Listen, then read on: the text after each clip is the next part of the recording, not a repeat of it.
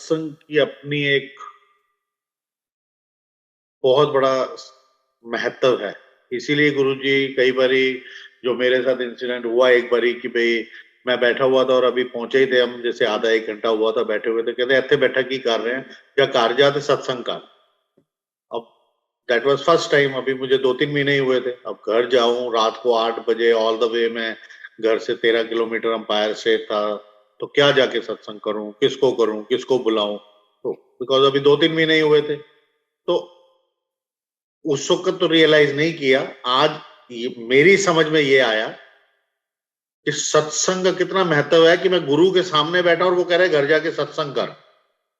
तो सत्संग का बहुत बड़ा महत्व है। इसलिए लास्ट टाइम मेरे को ऐसा फील हुआ, इसलिए मैंने बंद ही कर दिया था। फिर आंटी ने 2-3 बारी जब बात हुई इनसे, तो कोई आंटी किचन में काम कर रहे थे, कोई वो कर रहे, ठीक है, वो भी एक रूटीन है, अलग अलग टाइमिंग्स हैं। और फिर कोरोना का टाइम आ गया, certain things have change accordingly to the time जो भी है। पर एक कंसंट्रेशन बनना, और फिर सत्संग के टाइम में सत्संग को पूरी महत्वता देना, जैसे शब्द गुरबानी, तो दो चीजें ही गुरुजी के टाइम में होती थी। वो भी मैं आपके साथ शेयर कर लूं कि भाई जब हम गुरुजी के दरबार में जाते थे टिल 9 o'clock, या तो गुरुजी शब्द चलाते थे या सत्संग सुनवाते थे या प्रसाद बांटते थे, और 9 बजे के बाद लंगर होता था। लंगर के टाइम में कभी भी सत्संग नहीं हुआ। लेकिन आज की डेट के अंदर गलत है सही है मैं कुछ नहीं बोल रहा हूं, गुरु जी के टाइम में सत्संग कभी भी लंगर के टाइम में नहीं हुआ। और आज मेरे एक्सपीरियंस में 99%, चाहे वर्ल्ड का कोई भी कोना हो, परसेंटेज मुझे बताने की जरूरत नहीं, जिस वक्त लंगर चल रहा है उसी वक्त सत्संग भी चल रहा है। तो वो नहीं होना चाहिए, क्योंकि गुरुजी ने नहीं किया। इफ यूर हम अगर गुरुजी को फॉलो कर रहे हैं तो उनके रूल को फॉलो करेंगे तो गुरुजी के साथ जुड़ेंगे मेरे हिसाब से। अब क्योंकि हमने तो वही देखा, प्रसाद जिस वक्त बांटते थे उस वक्त ये थोड़ी कि कोई सत्संग कर रहा है और गुरुजी प्रसाद बांट रहे हैं। तो प्रसाद की भी अपनी महिमा थी, इसीलिए उन्होंने बोला यहाँ खाएंगे तो प्रसाद, लेके जाएंगे तो मिठाई। सारी वे ये कुछ एक बातें जैसे जैसे बीच में याद आए, गुरुजी बुलवाए, तो मेरी जर्नी स्टार्ट हुई कि भाई इसी रूम में मैं बैठा हुआ था, सन 2000 की बात है, और डेट थी 8 जून। 10 बज के एग्जैक्टली 10 मिनट हुए थे, तो मेरी सिस्टर ने मुझे बोला कि ऐसे ऐसे मैं एक गुरुजी को मिली थी अपने मतलब मेरे जीजा जी के साथ में, ब्रदर इन लॉ के साथ। तो जैसे ही उन्होंने गुरुजी को माथा टेका तो गुरुजी कहते हैं आ गया करतार, उनका नाम करतार, मेजर करतार सिंह है। अभी उन्होंने उनका भी शरीर छोड़ दिया उन्होंने भी फरवरी में, ये कोरोना काल में। तो उनको जैसे ही गुरुजी ने माथा टेका, मतलब गुरुजी के आगे उन्होंने माथा टेका, सब दोनों जनों ने, गुरुजी कहते हैं आ गया करतार 19 साल 4 महीने 6 दिन बाद। तो मैंने ये जो सुना तो मतलब मुझे बड़ा अचंभा लगा कि ऐसे ये चीज सही है कि नहीं। तो इधर से मेरी जर्नी स्टार्ट हुई, तो इस बात को मैं भूल नहीं सकता। तो आई स्टार्ट, चाहे कई संगत जैसे सुन रही हैं सब जगह पे, जब भी हम सत्संग करते तो हमें वही बड़ा होता है कि कहाँ से शुरू करें। सत्संग तो लिमिटेड ही होते हैं, चाहे 100 हो 500 हो, कुछ याद रहते हैं, कुछ मेजर होते हैं कि हाँ भाई ये हमने सुनाने ही सुनाने हैं, या हम सुनाते ही सुनाते हैं। तो यहां से मेरी जर्नी स्टार्ट हुई। तो उस दिन 10:30 बजे तक पता लग गया कि कहाँ है, एम्पायर स्टेट है, रास्ता क्या है रात को। तो हम चल पड़े, मैं, मेरे सिस्टर और मेरे आंटी। तो जब हम पहुंचे वहां गुरुजी के अंपायर स्टेट, तो अभी सड़क पे गाड़ी पार्क ही करी थी, मतलब रोकी ही थी। तो इतने में गुरुजी मेन गेट से बाहर आ रहे थे, और मैंने उनको वहीं पे देखा। मेरे सिस्टर जो थे उनको गुरुजी ने बोला कि भाई इस टाइम किस तरह, जैसे पंजाबी में वो बात करते थे। तो उन्होंने कहा मैं अपने भरा ते भरजाई ਨੂੰ लेके आई हैं, ब्रदर को और भाभी को। तो मैंने निकला और मैंने माथा टेका। लेकिन मेरे आंटी को ऑनेस्टली उनको बड़े बेरूपिया साइज लगा कि भाई एडिडास के शूज डाले हुए हैं, निकर डाली हुई है, तो कोई, अब हमारे को छवि तो वही होती है ना कि भाई वो भगवे वस्त्र हो, कोई साधु संत हो, तो वो तो वहीं के वहीं खड़े हो गए अचंभित होके कि भाई पता नहीं क्या चक्कर है। और रात का वैसी टाइम था, पहली बार देख रहे थे, कोई एक्सपीरियंस लाइफ में ऐसा नहीं था। तो मैंने दंडोत प्रणाम को सड़क पे ही कर दिया। तो मेरे को उन्होंने पहला शब्द जो बोला, कहते भी आज तो पिक्चर खत्म हो गई, आज की पिक्चर खत्म हो गई, कल शो देखने जरूर आ जाए। तो यहां से मेरी जर्नी उनके साथ स्टार्ट हुई, रूबरू। बाकी तो जैसे हम सुनते आए हैं या कहते आए हैं कि भाई कब किसकी जर्नी स्टार्ट होती है, नोबडी नोज। कुछ पिछले कर्म जिनकी वजह से हमें गुरु की प्राप्ति हुई इस जन्म में। तो उस दिन फिर वो गाड़ी में जब बैठने लगे तो एक पैर अंदर एक पैर बाहर था, तो मुझे कहते कि जब मेरा मंदिर देखा, तो सिस्टर को तो मालूम ही था, वो हमको लेके मंदिर के मतलब फायर शेड जो जगह है वहां पे, किसी की जो सुधा आंटी का घर है वहां ले गए। दो अंकल और दो आंटी सेवा कर रहे थे, साफ कर रहे थे, क्योंकि अदरवाइज तो संगत जा चुकी थी, कुछ जा रहे थे। तो हमको उन्होंने चाय प्रसाद वगैरह दिया और अपना हमने वहां पे माथा टेका सिंहासन पे। जो भी बड़ा अनयूजुअल था, क्योंकि हम being a Sikh I never, मैं कभी गया नहीं था ऐसी किसी भी जगह पे। तो हमने तो गुरु ग्रंथ साहब पे माथा टेका है हमेशा। तो वहां उस दिन माथा टेका, अगले दिन से हमने जाना शुरू कर दिया। कल परसों भी ऐसे ही कब थोड़ा सा भी जैसे खुला है माहौल। हालांकि फिर वापस कोरोना का कुछ चक्कर चल रहा है, लेकिन अभी एक दो सत्संग से यहाँ हुए लाइव, तो गए। तो मैं वहां वैसे ही सोच रहा था, अच्छा इधर करना है सत्संग तो कौन सा करें। बार बार वही हम रिपीट करते हैं, तो कई बार लगता है कि ये तो रिपीट कर दिया। तो मैं सोच रहा अच्छा कौन सा नहीं किया, कौन सा नहीं किया। तो कुछ ऐसी बात हुई, तो जैसे गुरु जी का देश हो, क्योंकि मालूम नहीं है कि सत्संग को सुनने के बाद, क्योंकि वहां पर भी हम जब बैठे होते थे तो कई सत्संग को मैंने मे बी 30-40 टाइम्स भी सुना। तो जैसे कर्नल चैटर्जी थे, वो जब भी सत्संग करते थे, गुरु जी का एक ही आदेश होता था, शॉर्ट ही सुनाई, चलो वो सत्संग सुना। फिर वो करते करते 1 घंटा सत्संग सुनाते रहते थे। तो कई बार हम उस वक्त नहीं मालूम था, अब भी मालूम कुछ नहीं है, विख्यान नहीं कर सकते क्योंकि क्या सिस्टम है। बाकी हमारी सोच, मेरी सोच ये कहती है कि कोई भी जो इसको सुन रहा है उससे उसको क्या समझ आएगा वो मालूम नहीं है। तो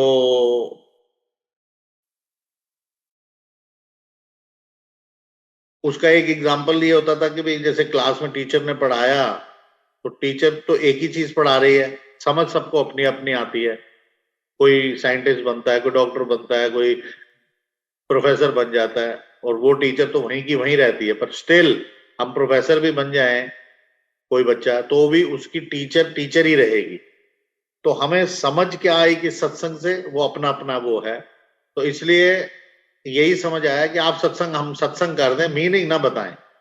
मीनिंग आपको अपने अपने समझ से जो समझ आ रहा है वो मीनिंग सही है। किसी ने बेसन का पकोड़ा बना दिया, तो किसी ने बेसन की बूंदी बनाई, सब टू यू। तो सत्संग तो वही रहेगा, लेकिन ये गुरु जी की अपनी महिमा है, कृपा है और तरीका है, जो मुझे समझ आया कि उन्होंने जिसको जो समझाना है वो समझा देंगे। तो वो सत्संग यूं हुआ कि गुरु जी ने मुझे एक दिन बोला कि ए 2 दिन की सेवा हैगी है बड़े मंदिर, ते तू कर आएगा। मैं क्या, हाँ जी जरूर कर लूंगा। तो किस टाइम जाना है, क्या करना है। तो उन्होंने कहा भी पहले ये काम है, मैं आपको काम और वो सब नहीं बता रहा हूँ डिटेल में। तो उन्होंने बोला ये सेवा है। मैंने कहा ठीक है। तो उसके लिए हमें टीम चूज करनी थी भी किससे करवाना है ये काम।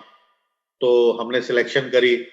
तो बोला कि तू सिलेक्ट कर रहा है 4-5 बंदे, अलग अलग कंपनियां, लेकिन फाइनल जो है वो हमारे वहां पे अंकल थे, डीजे अंकल।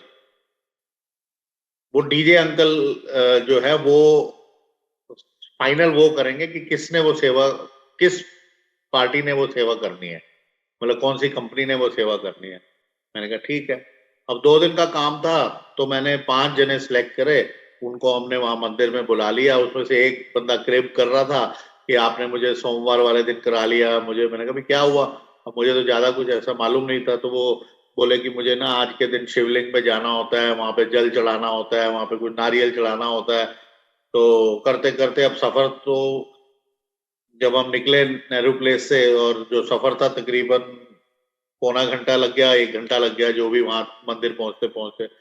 तो वहां पहुंचा तो उसने देखा यहाँ तो शिवलिंग मतलब एशिया का बिगेस्ट शिवलिंग कह लो, या इतना बड़ा शिवलिंग है और ये तो शिव जी का मंदिर है, तो वो तो खुश हो गए। और उसके बाद मैंने कहा भैया तुम्हारा कल्याण होना होगा, अब सब पूजा वगैरह तुम्हारी कंप्लीट हो गई आज यहाँ पे पहुंच के। और कुदरती सेवा भी उसी कंपनी को मिली, तो जिसका रिप्रेजेंटेटिव वो शख्स था। और कुछ टाइम के बाद उसका फोन आता है कि भाई मैं तो उस दिन के बाद मुझे ऐसा रात को स्वप्न आया कि तेरा मैं कल्याण करता है। तो अभी जबकि उसने गुरुजी का तो वहां स्वरूप वगैरह ही देखा होगा, तो उसने अपनी कंपनी खोल ली कुछ टाइम के बाद ही। ये भी हुआ। खैर वो सेवा चालू हो गई, 2 दिन की सेवा थी, लेकिन वो करते करते कुछ हफ्ते चली। और फिर पेमेंट्स का चक्कर हुआ। तो मैं उसको पेमेंट पूछूं, वो कहते हैं आप ओनर से बात कर लीजिए। फिर मेरी 2-4 बारी ओनर से भी बात हुई, तो उन्होंने कहा अच्छा चलो आज बताते हैं, कल बताते हैं, परसों बताते हैं। मैंने कहा आप मेरे को हिंट तो दीजिए आप, क्योंकि 2 दिन की जगह कई हफ्ते निकल गए। तो मुझे भी दुख दुख होने लगी कि भाई अंदाजे से 1 दिन का या 2 दिन का काम तो इतने का था, अब कुछ हफ्ते चल दिया, तो इतनी मेरी भी तो वो नहीं चाहिए। और अल्टीमेटली तो आई हैव टू पे। करते करते करते करते काफी दिन बीत गए, ऑलमोस्ट मंथ हो गया, कंप्लीशन पे आ गया। तो अब 2 दिन का काम रह गया, बस टचिंग बाकी रह गई। समझ लो कि अगर कोई पेंट होना है तो पूरा मंदिर सब कुछ हो गया है फॉर एग्जाम्पल। तो अब एक खिड़की रह गई है, तो वो कहते हैं कि ए हम सरदार जी हम तुसी ए रहन दो, ए 2 दिन की सेवा जो है वो किसी और को दे देते हैं। तो मैं क्या गुरुजी, अब इतनी वैसे तो बात करना बड़ा मुश्किल था गुरुजी से, लेकिन और उनके सामने कई कई पहले भी कई बार मैंने जिक्र किया, 3-3 4-4 साल से संगत आ रही थी, बात नहीं हुई, आंख नहीं मिली, कुछ नहीं हुआ। पर जब उन्होंने इतनी बात करी कि अब ये 2 दिन की सेवा किसी होर नु कर लेंदे हो, ते मैं क्या गुरु जी ਹੁਣ सारा काम हो गया, ਹੁਣ तो बस टचिंग रह गई है, तो या छोटा सा ही काम रह गया। वो कहते यार किसी और नु भी खट लेंदे, तू सारा तो तू ले गया। अब मैंने कहा पता नहीं क्या ले गया, मुझे तो वो पेमेंट का ध्यान आ रहा है कि इतनी पेमेंट करनी है वहां। और जब अंदाजा लगा के उनको मैंने बोला, मैंने कहा बताओ तो सही कितनी है, कहाँ भेजूं, कैसे भेजूं, कैश दूं, चेक देना है, कैसे देना है, सबका सिस्टम होता है। कह रहे आप रहने दो जी, वो मुझे पता लगा कि ये तो मंदिर की सेवा है, तो मैं पैसे नहीं लूंगा, मैं भी शिव भक्त हूँ। एक तरफ तो खुशी भी थी, पर एक तरफ ये था कि जब मैंने घर में आके अपने ब्रदर इन लॉ को बताया, तो उनको भी गद्दी मिली हुई है, अब तो वो चले गए। तो उनको बताया तो उन्होंने कहा कि अगर तेरे को कुछ लगे कि भाई ज्यादा है या कुछ है, तो तुम मेरे से थोड़े से ले लो। तो 1-2 गड्डी उन्होंने निकाली दे दी, तो मैंने ली नहीं। तो मेरे वाइफ ने बोला, मेरे आंटी ने, कि भाई वो ऐसे कर रहे हैं तो इसका मतलब आप समझ जाओ, सेवा आपको मिली है तो आप ही ने करना है, तो आप उसको दिल से करो। मैंने कहा चलो ठीक है। अब उनको पेमेंट पूछे तो बताई नहीं। अब इसमें एक छोटा सा सत्संग और एड ऑन ये है कि एक और आंटी थी गुरुजी की संगत के, तो वो, उनके 2 बेटी थी, तो वो अपने बच्चे को जब छोड़ने जाते थे, तो एक और आंटी भी आती थी अपने बच्चों को छोड़ने। तो वो कई बार बेहोश होकर गिर जाती थी, कुछ उनको प्रॉब्लम थी।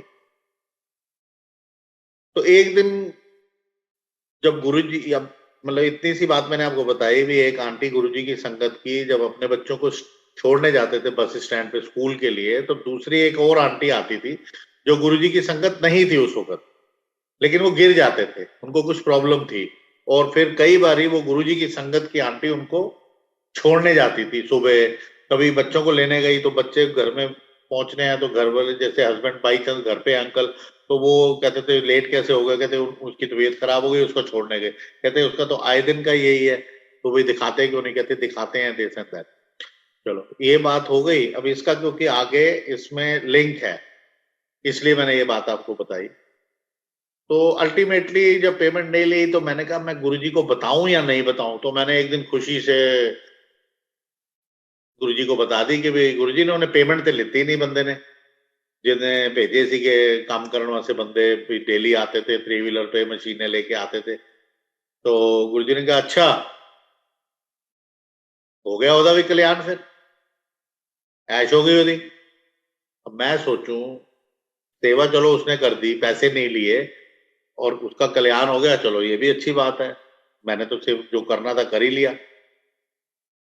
तो जैसे ही उस दिन की समाप्ति हुई, जब जाने की विदाई हुई, मतलब या हमको आज्ञा मिली कि भाई अपना लंगर कर लिया है, तो जैसे गुरुजी बोले चलो हम अब घर चलो, जिसको भी उठाना होता था उठा देते थे। तो मुझे उठाया तो मुझे बुला के कहते ओ ऐसा करी उन्होंने पेमेंट पूछ ली कहीं की, मेरे गुरु ने किया जो भी उन्होंने बोला, कहते पेमेंट पूछ ली कि वो पैसे ना गोलक च पा दी। मेरे तो पैरों तले जमीन निकल गई, मैंने कहा यार ये कहीं यहाँ कोई वो गुरु वाला चक्कर तो नहीं है, क्योंकि नए नए अभी गए थे हम। मैंने कहा काम भी करवा लिया, मुझ उसका तो कल्याण हो गया, मुझको कह रहे हैं पैसे गोलक में डाल देना, भाई जब काम करवा लिए तो पैसे आपको किस लिए देने, मैं उसको दूंगा, वो नहीं ले रहा तो बात खत्म। तो मैं तो 2-3 दिन पैसे डाले नहीं, तो दूसरे तीसरे फिर वो पाते पैसे। मैं गुरु जी हाँ वो देख लांगा, मैं एक आधे दिन तक करना, मैं हाँ मैं कल करांगा कल।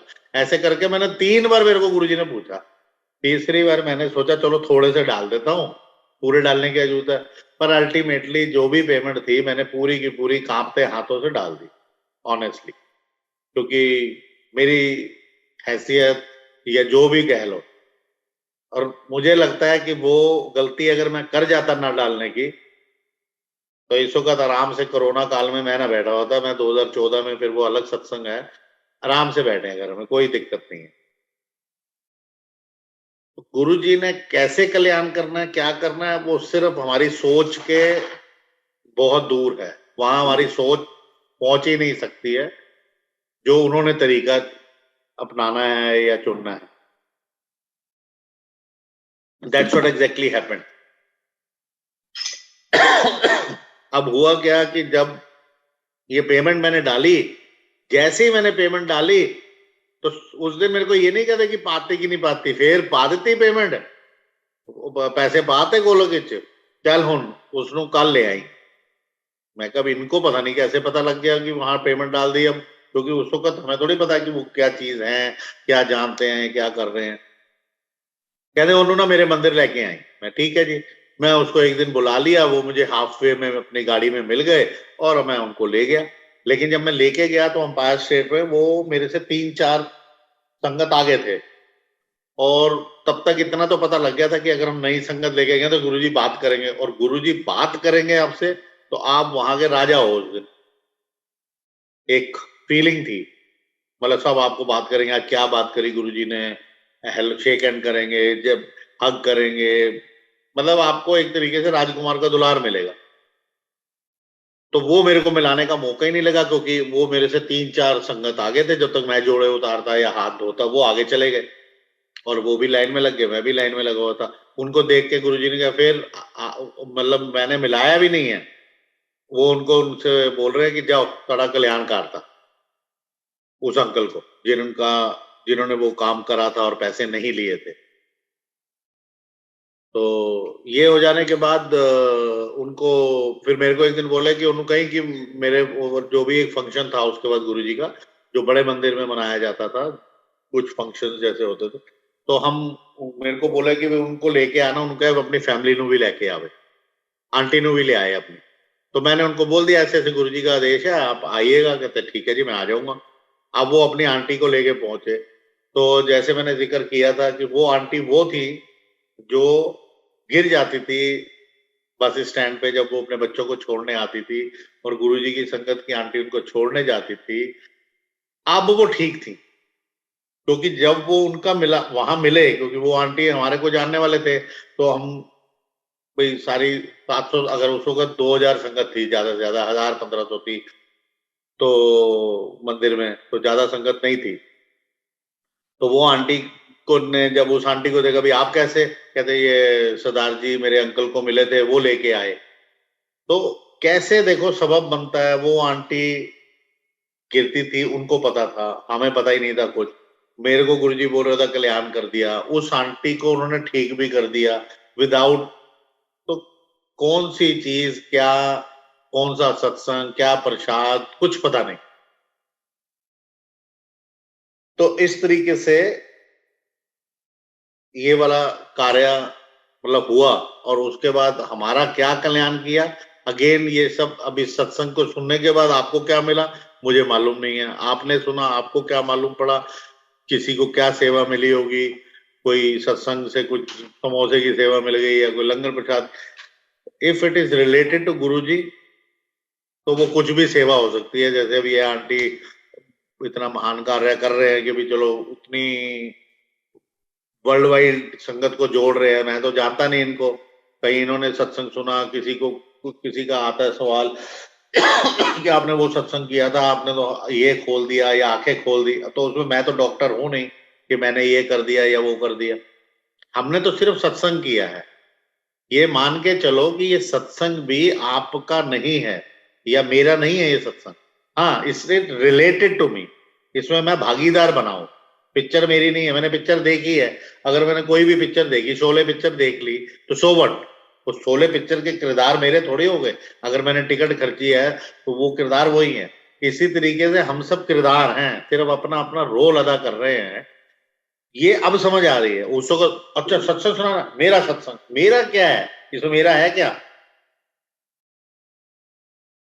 कल्याण तो मेरा किया है अगर वो पेमेंट दी है तो, और काम करवाया अगर मंदिर में तो बहुत बड़ी बात है।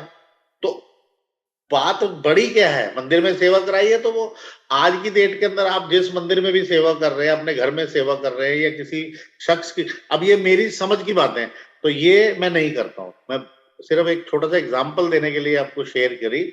मैंने सत्संग सुना दिया, मैटर ओवर। उसके बाद आपने जो समझना वो समझिए। प्रवचन नहीं करने हैं, गुरु जी ने कभी प्रवचन ही नहीं करे। तो जब गुरु ने नहीं करे तो मैं कौन होता हूँ, या आप कौन होते हैं, या कोई भी कौन होता है। सिर्फ आप बाणी सुनो और सत्संग सुनाओ, दैट्स इट, मैटर ओवर।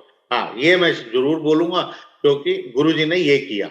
आपने क्या करना है, टोटल अप टू यू। ऐसे ही एक बारी गुरु जी को मिलने से पहले, 2000 में मिलने से पहले, मैं 1996 में भृगुस के पास गया था। तो वहां मैंने अपना भविष्य वगैरह पूछा। तो उन्होंने, तब मैं गुरुजी को नहीं मिला था, गुरुजी को मैं 2000 में मिला हूँ, एज आई टोल्ड यू। तो 1996 में मैं जब भृगु को मिला तो उन्होंने बताया भी आपके ना चौथे महीने में, फला ईयर में, और 8वें महीने में आपके जो बच्चे होंगे उनकी डेथ होगी। और वो हो गई। और फिर उन्होंने ये भी बोला था कि ये उपाय वगैरह कर लो। तो मैं हिसाब से चलने वाला इंसान, मैं उपाय वगैरह कुछ करे नहीं। तब मैं गुरुजी को तो मिला नहीं था, और ना मैं इधर उधर, बस वो भृगु किसी ने बताया, हम किसी के साथ गए तो हमने भी चले गए, वो भी चले गए। तो उन्होंने बोला आपके ना अब इसके बाद 4 बेटे हैं, लेकिन आप ये उपाय करा लो। मैंने उपाय नहीं कराए। तो किसी तरीके से हमारी 1998 में दूसरी बिटिया हो गई। पहले मेरी एक बेटी थी, फिर 1998 में भी बेटी हो गई। अब 2000 में हम गुरुजी को मिल गए। तो एक दिन ऐसे ही गुरुजी का दरबार लगा हुआ था, तो एक आंटी आई, गायनेकोलॉजिस्ट है वो। तो गुरुजी ने बोला, और भी आंटी तेरी गायनिकी पूरी हो गई, जा तेरा कल्याण किता, सवेरे टेस्ट करवा ली। मेरे दो बच्चों की डेथ हो चुकी थी, दो बच्चे, दो बेटी थी, लेकिन मुझे ये टेस्ट नहीं पता था क्या होता है। तो मैंने सुना, मैंने कहा पता नहीं कौन सा टेस्ट करवाने को बोला। तो नेक्स्ट डे वो आंटी आई, कहते मंगलवार को रिपोर्ट लेके आई। तो अगले दिन उन्होंने टेस्ट करवाया होगा, तो सब मंडे होगा, तब गुरुजी सातों दिन बैठते थे। तो ट्यूसडे को, जब मुझे अच्छी तरह याद है कि ट्यूसडे को वो रिपोर्ट लेके आई, तो वो पॉजिटिव थी। चल फिर तेरा कल्याण कर था। वो भी मेरी समझ में नहीं आया कि भाई पॉजिटिव आ गया तो कल्याण क्या हो गया, दिस एंड दैट। चलो 9 महीने के बाद वो बेबी ले आई।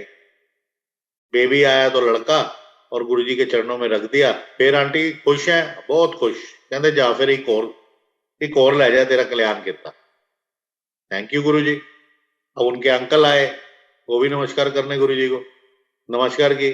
फिर अंकल खुश हैं, जा तेरा कल्याण किता, ऐश कर, एक और देता तेन।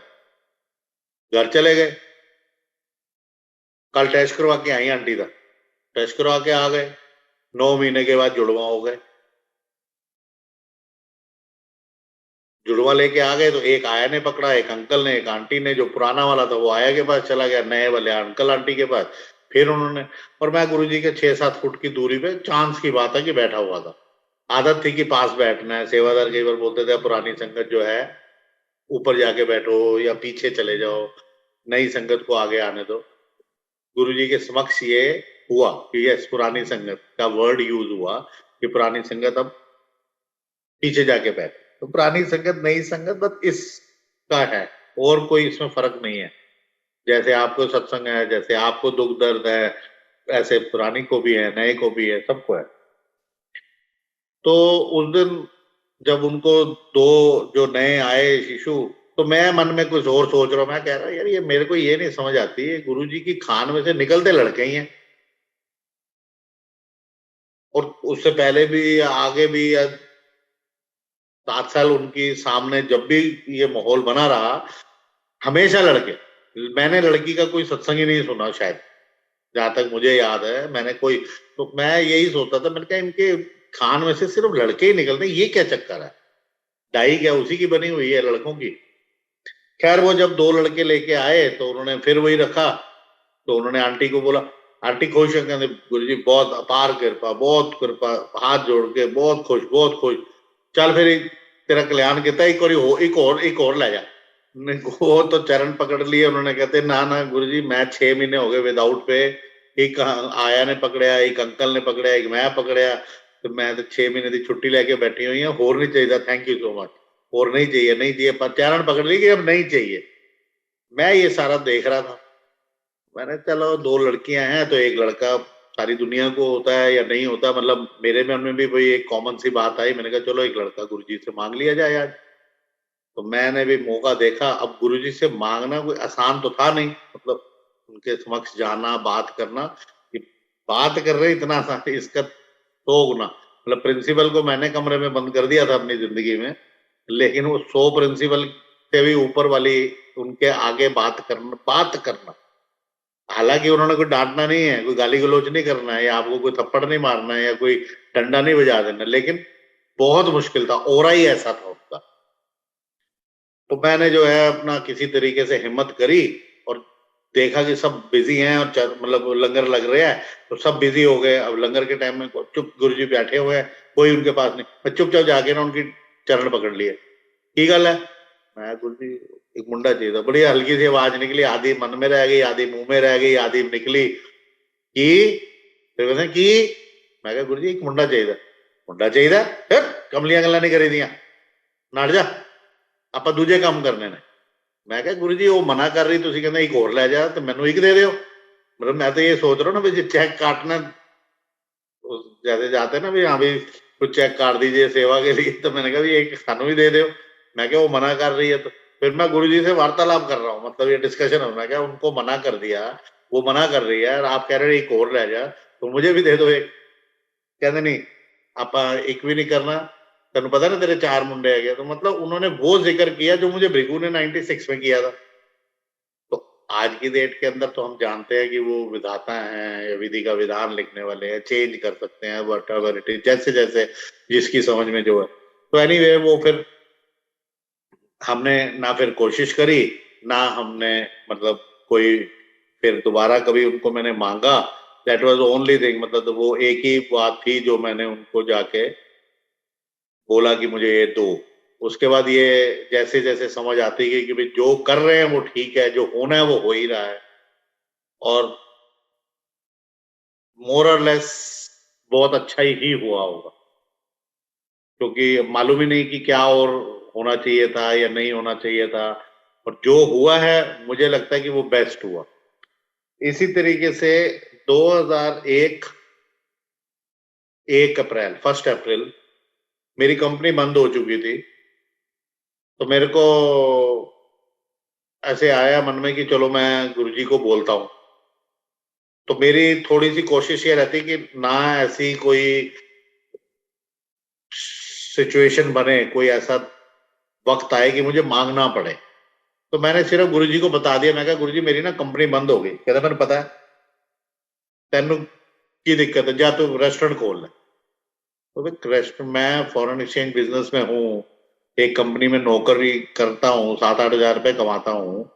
तो रेस्टोरेंट के लिए। मैंने कहा रेस्टोरेंट के लिए तो पैसे नहीं है। पैसे नहीं है जब तेरी है 13 साल चला ले। आप बिलीव करोगे अगले दिन मेरी बॉस मुझे बुलाती है, वो कहती है कि तुम ये कंपनी लो, अगर चलानी है तो चला लो, नहीं तो मैं बंद कर रही हूँ, शाम कल सुबह से बंद कर रहे हैं, तुमने चलानी तो चला लो, कल कॉन्ट्रैक्ट लेके आ जाना। तो 2001 3 अप्रैल को कॉन्ट्रैक्ट हुआ और 13 साल चली। 2014 2 अप्रैल को मैडम का, मेरे बॉस का फोन आता है, कंपनी क्लोज कर दो और कोई क्वेश्चन नहीं पूछना, अगर आपको कोई किसी तरीके की कोई वो है तो आप सीए से बात करिए और उधर ही फैसला कर लो। सीए से क्या बात करनी कि गुरुजी ने 13 साल बोले थे, बॉस ने 13 साल दे दिए और उन्होंने कंपनी मुझे दे दी। कोई अपना कंपनी क्यों देगा? चेक साइन करके दे दिए, कॉन्ट्रैक्ट साइन कर दिया, कोई पैसे नहीं लिए, एज इट इज सब दे दिया। कोई कौन करता? कोई भी नहीं करता। और चेक, ब्लैंक चेक साइन करके दे दिए। कौन देता है चेक साइन करके? बाप बेटे को नहीं देता आज की डेट के अंदर। तो लेकिन गुरु की कृपा थी तो ये सब हुआ। तो ऐसे ही एक और सत्संग है जिसमें मतलब गुरु जी की महिमा आज तक झलक रही है, हर सत्संग में जैसे झलकती है। तो ऐसे ही एक बारी हम जब गुरु जी के दरबार में गए तो अभी मैंने माथा टेकना था, तो अभी मैं थोड़ी दूर पे था, तो एक अंकल को उन्होंने बुला लिया। तो साइड से राइट और लेफ्ट दोनों तरफ से वो अंकल आ गए। तो कुछ देर बात हुई तो मैं इतने में आंखें बंद करके बैठा खड़ा हुआ था। तो 8-10 फुट की दूरी रह गई थी अभी गुरुजी से, और कोशिश होती थी कि एक बारी समझ आ गई थी कि गुरुजी से ना 6 फुट दूर से माथा टेकना है। तो कोशिश करते थे भी 3-4 फुट, हालांकि 10 में से 6 बारी कोशिश होती थी कि चरणों तक पहुंच जाए, जबकि मालूम था कि भी चिराग तले अंधेरा होता है। तो गुरुजी भी मतलब ये बात किसी सियाने ने बताई थी कि भाई आप हमेशा गुरुओं से छूने की कोशिश मत करो, आप उनसे 4 या 6 फुट की दूरी बना के माथा टेको, तो आपको पूरी कृपा होगी। और गुरुजी भी कहते थे कि मैं ऊपर जो रहा ना, उन्होंने ज्यादा रहे, मेरे तो दूर बैठे, उन्होंने ज्यादा, हम लेकिन पास ही पास बैठने की कोशिश करते थे। तो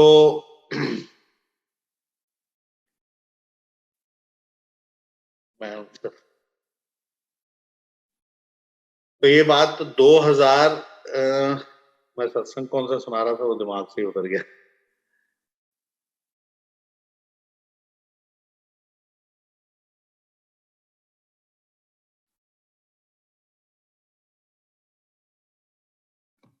चलो एनीवे, तो अंकल जी, अंकल जी आप बोल रहे थे कि दूर बैठी संगत पे गुरु जी ज्यादा कृपा करते हैं पास। हाँ नहीं, आ गया, ध्यान आ गया कि फिर गुरुजी ने, वो एक आंटी ने मुझे ऐसे टैप किया और बोला कि गुरुजी कुछ, मतलब गुरुजी कुछ कह रहे हैं। मैं कहा हाँ जी गुरुजी। तो गुरुजी की इतनी पंजाबी जो थी इतनी स्ट्रांग थी, तो उन्होंने बोला ले जाते ले दे। तो मेरे को समझ ही नहीं आया क्या बोल रहे हैं। मैं कहा हाँ जी गुरुजी। कहते ले जाते ले दे, थोड़ी तेज बोले क्योंकि दोबारा बोलना पड़ा। तो खैर मैं उनको बाहर आ गया मैं तो, और वो अंकल आए, उन्होंने बताया भी ऐसे ऐसे गुरुजी ने 5.25 किलो चने मंगाए हैं। तो अब ये एक मेरे लिए नया वो वाकया था, नया वो था कि भाई यहाँ पर भी ऐसा कुछ वो चक्कर है कि ये चीज लानी है या वो चीज लानी है। तो हमने बाहर जाके दिमाग लगाया कि भी 5.25 किलो मंगाए हैं, पता नहीं अब ये कच्चे मंगाए हैं पक्के मंगाए हैं। उसके ऊपर हम सोते सोते जब तक मेन गेट तक आते, तो मैंने कहा यार कच्चे मंगाए होंगे, क्योंकि सिर्फ लड्डू अलाउड था उस वक्त लाना बाहर से, और लंगर जो है वो बड़े मंदिर से बन के आता था।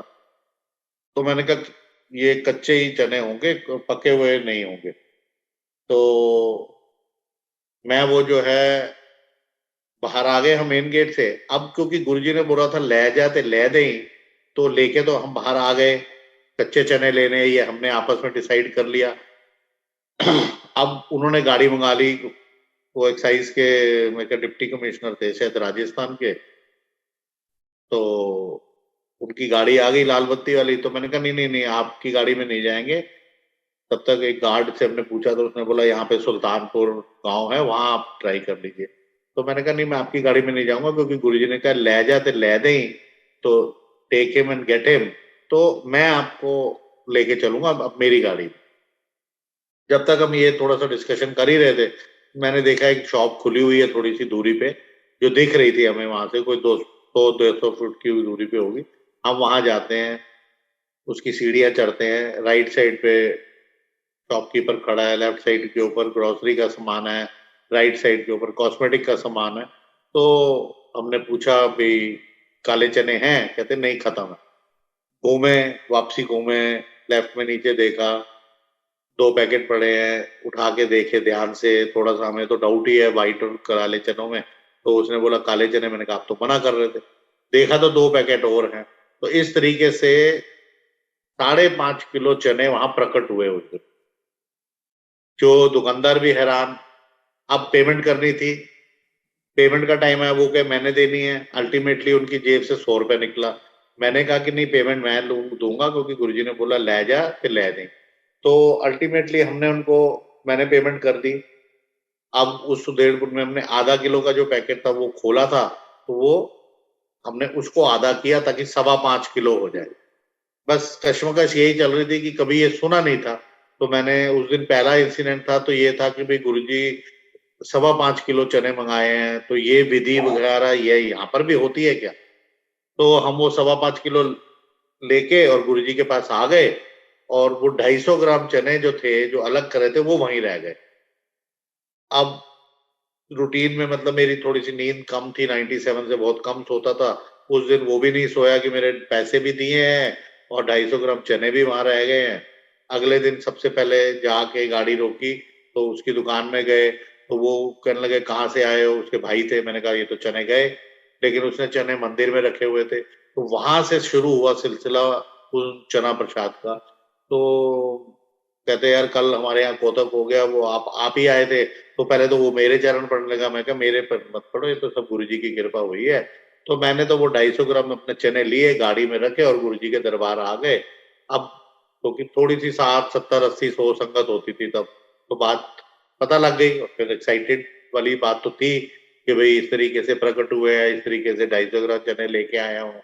आज पहले वहां लेके आए, क्योंकि मैं 6, 6:30 बजे पहुंच जाता था। उस दिन आधा घंटा इस सब चीज में लेट हो गए, तो लेके हम घर आ गए। तो उन्होंने कहा भी हरी अंकल सोते तो है नहीं, रात को वो 3:30, 3:45, 4 बजे जो संगत था वो पहुंच गई, कहते जी चने प्रसाद दो। अब मेरे दिमाग में तो ऐसा कुछ अभी भी नहीं हो रहा है कि ये चना प्रसाद है, जो भी है। तो खैर उनको मैंने मुट्ठी भरी दे दिए। तो गुरुजी ने ना उस वक्त तक मुझे अपने चरण भी दिए थे। एक दिन रात को समाधि में बैठे थे, कहते मैं तेनों ना स्पेशल चरण दे रहा हूँ। अब क्यों स्पेशल दे रहा हूँ? क्योंकि मैं तो अपने आप को मानता नहीं कि मैं बहुत बढ़िया इंसान हूँ या ये है। तो वो चरणों के पास ही मैंने एक कटोरे में चने रख दिए, तो मैंने गया मुट्ठी भर के लाके आंटी को दे दिए। मैं जब अंदर जाता हूँ वापस उस चरणों पे माथा टेक के, मतलब उसको ढकने, चरणों को मतलब जैसे कवर करके रखा हुआ था कपड़े से, तो पता नहीं क्या मन में आया या क्या उन्होंने मेरे से बुलवाया। मैंने कहा आंटी देखना ये 137 दाने हैं, 137 है। तो वो 137 ही थे जब उन्होंने गिने, उनके अंकल ने गिने, मैंने गिने। अब वो कैसे हुआ, क्यों हुआ, मुट्ठी भर के दिए थे तो मालूम नहीं कैसे हुआ। चलो वो भी कोई बात नहीं। लेकिन उसका किस्सा ये बना कि जो भी वो काम करती थी आंटी, उसकी जब सेल 137 पहुंची उस काम की, उन्होंने वो काम बंद कर दिया। फिर उसके बाद वो काम कभी नहीं किया। नंबर एक। इसमें दूसरा सत्संग जो अटैच है अगेन, वो ये कि एक दिन गुरुजी ने उन आंटी को बोला कि तू मेरे लिए ना शिव पुराण पढ़ा कर। अब ये मेरे लिए फिर बड़ी अनयूजुअल बात थी कि भाई गुरुजी हैं, हम तुम्हारे लिए वो कुछ करें या वो पाठ करें या वो करें, ये क्या बात है कि संगत को बोल रहे हैं? मेरे मतलब कश्मकश चल रही है, ये मेरी सोच है कि भी ये शिव पुराण पढ़ने को बोल रहे हैं। तो अब गुरुजी जो है उनको बोल दिया, और वो आंटी जो है वो दिन रात शिव पुराण पढ़ने लग गई। तो एक दिन गुरुजी ने उनको बोला चल अपना सत्संग सुना। तो वो आंटी ने सत्संग सुनाया कि मैं जब शिव पुराण पढ़ती हूँ तो मेरे ना कोहनी में से, यहाँ से मतलब कोहनी के इस हिस्से से अमृत निकलता है, और गेंदे के फूल आ जाते हैं, और चावल प्रकट हो जाते हैं। अब क्या है, इससे हो रहे तो हो रहे हैं, लेकिन मैंने कहा ये कैसे हो सकता है? तो मैं चेक करने के लिए उनके साथ मतलब बातचीत और आना जाना तो था ही थोड़ा बहुत। मैं उनके घर में सुबह सुबह ये चेक कर लिया कि कब ये पक्का पड़ती हैं। हालांकि हस्बैंड बड़े परेशान कहते रात को 3 बजे देखता हूँ बिस्तर से गायब है, शिव पुराण पढ़ रही है। सुबह बच्चों ने जाना है, शिव पुराण पढ़ रही है। मैंने ऑफिस जाना है, शिव पुराण पढ़ रही है। कहते ये पागल हो रही है, मतलब वो जो वर्ड यूज करते हैं।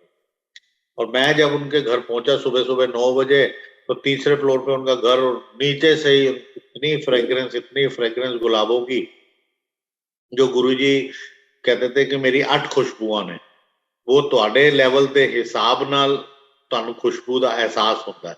तो जनरली मैंने जो सुना सबके मुंह से, वो गुलाबों की ही खुशबू सुनी, मुझे भी सिर्फ वहीं तक ही एहसास हुआ। तो वो नीचे से जब उनके घर पहुंचा तो खुशबू ही खुशबू, और ऊपर जब पहुंचा चुपचाप दबे पांव, तो बाई चांस दरवाजा खुला था अंकल से, तो मैंने उनको बोला चुप, और मैं अंदर जाता हूँ, देखता हूँ और बैठ जाता हूँ चुपचाप, और मेरी नजर वहीं है। फिर मैं देख रहा हूँ कहीं कोई पाइप पुइप तो नहीं लगी जहां से कुछ ऐसे निकल आए अमृत कि कोई बाबा बुबा सिस्टम हो यहाँ पे या कुछ मिले जुलत हो, तो ऐसा कुछ नहीं था। एक्चुअल में वहां अमृत हुआ, आया, और ऐसे ऐसे जैसे अमृत की धारा निकलती है। फिर गेंदे के फूल आए, फिर चावल के दाने प्रकट हुए। अब वो कैसे हो गए, कहाँ से हो गए, अचंभित वाली बात थी। खैर मैं आ गया, सिलसिला चलता रहा। कुछ महीने बीते, 2-3 महीने बीते या 1-2 महीने, वो तो याद नहीं है इस वक्त। तो एक दिन वो आंटी जलंधर गई हुई थी, गुरुजी ने बुलाया था या वो खुद से गई थी। तो गुरुजी ने उनको बोला कि चल अपना सत्संग सुना आंटी। उसने अपना सत्संग सुना दिया कि ऐसे ऐसे मैं, गुरुजी ने मुझे शिव पुराण पढ़ने को बोला है, और मैं शिव पुराण पढ़ती हूँ, और इस तरीके से गेंदे के फूल और वो सब प्रकट होता है, और चावल आते हैं और ये आता है। तो जैसे ही वो बैठने लगी तो कहते चने मुफ्ती चलाई जाएंगी। अब ठीक है, वो तो उधर हो रहा है, मुझे थोड़ी मालूम है जलंधर में। तो रात को 1:10 का समय था, उस आंटी का फोन आता है। कहते आज क्या हुआ हरि अंकल, पता है? मैंने कहा बताओ क्या हुआ। कहते गुरुजी ने मैंने क्या कि सत्संग सुनाना से, तो मैंने तो शिव पुराण वाला सत्संग सुना दिया। जब मैं बैठने लगी तो कहते चने मुफ्त ही जलाए जाएंगे। तो उस दिन मुझे एहसास हुआ कि ये चने तो नायाब हैं। वो तब तक मेरे पास 6 महीने से ऊपर हो चुके थे उस चने को, और आज 21 साल हो गए हैं, वो चने एज इट इज पड़े हैं। ब्लैक चने जो हम खाते हैं, खाने में इस्तेमाल करते हैं, वो आज भी 21 सालों से ऐसे ही हैं। और कोई ना खराब हुए, ना उसमें मिट्टी आई, ना कोई कीड़ा लगा है, ना कोई फंगस, ना कुछ। एक और सुना देता हूँ, ज्यादा वक्त ना लेते हुए। एक दिन ऐसे ही गुरुजी के दरबार में पहुंचा जलंधर, एक अंकल आए मेरे पास। तो कहने लगे चलो, तो मैंने किसी और को भी लिया, वो भी 1-2 बार ही गए थे गुरुजी से। तो हम वहां जलंधर पहुंच गए। ऐसे रास्ते में बात कर रहे, 8:30 बजे पहुंचेंगे।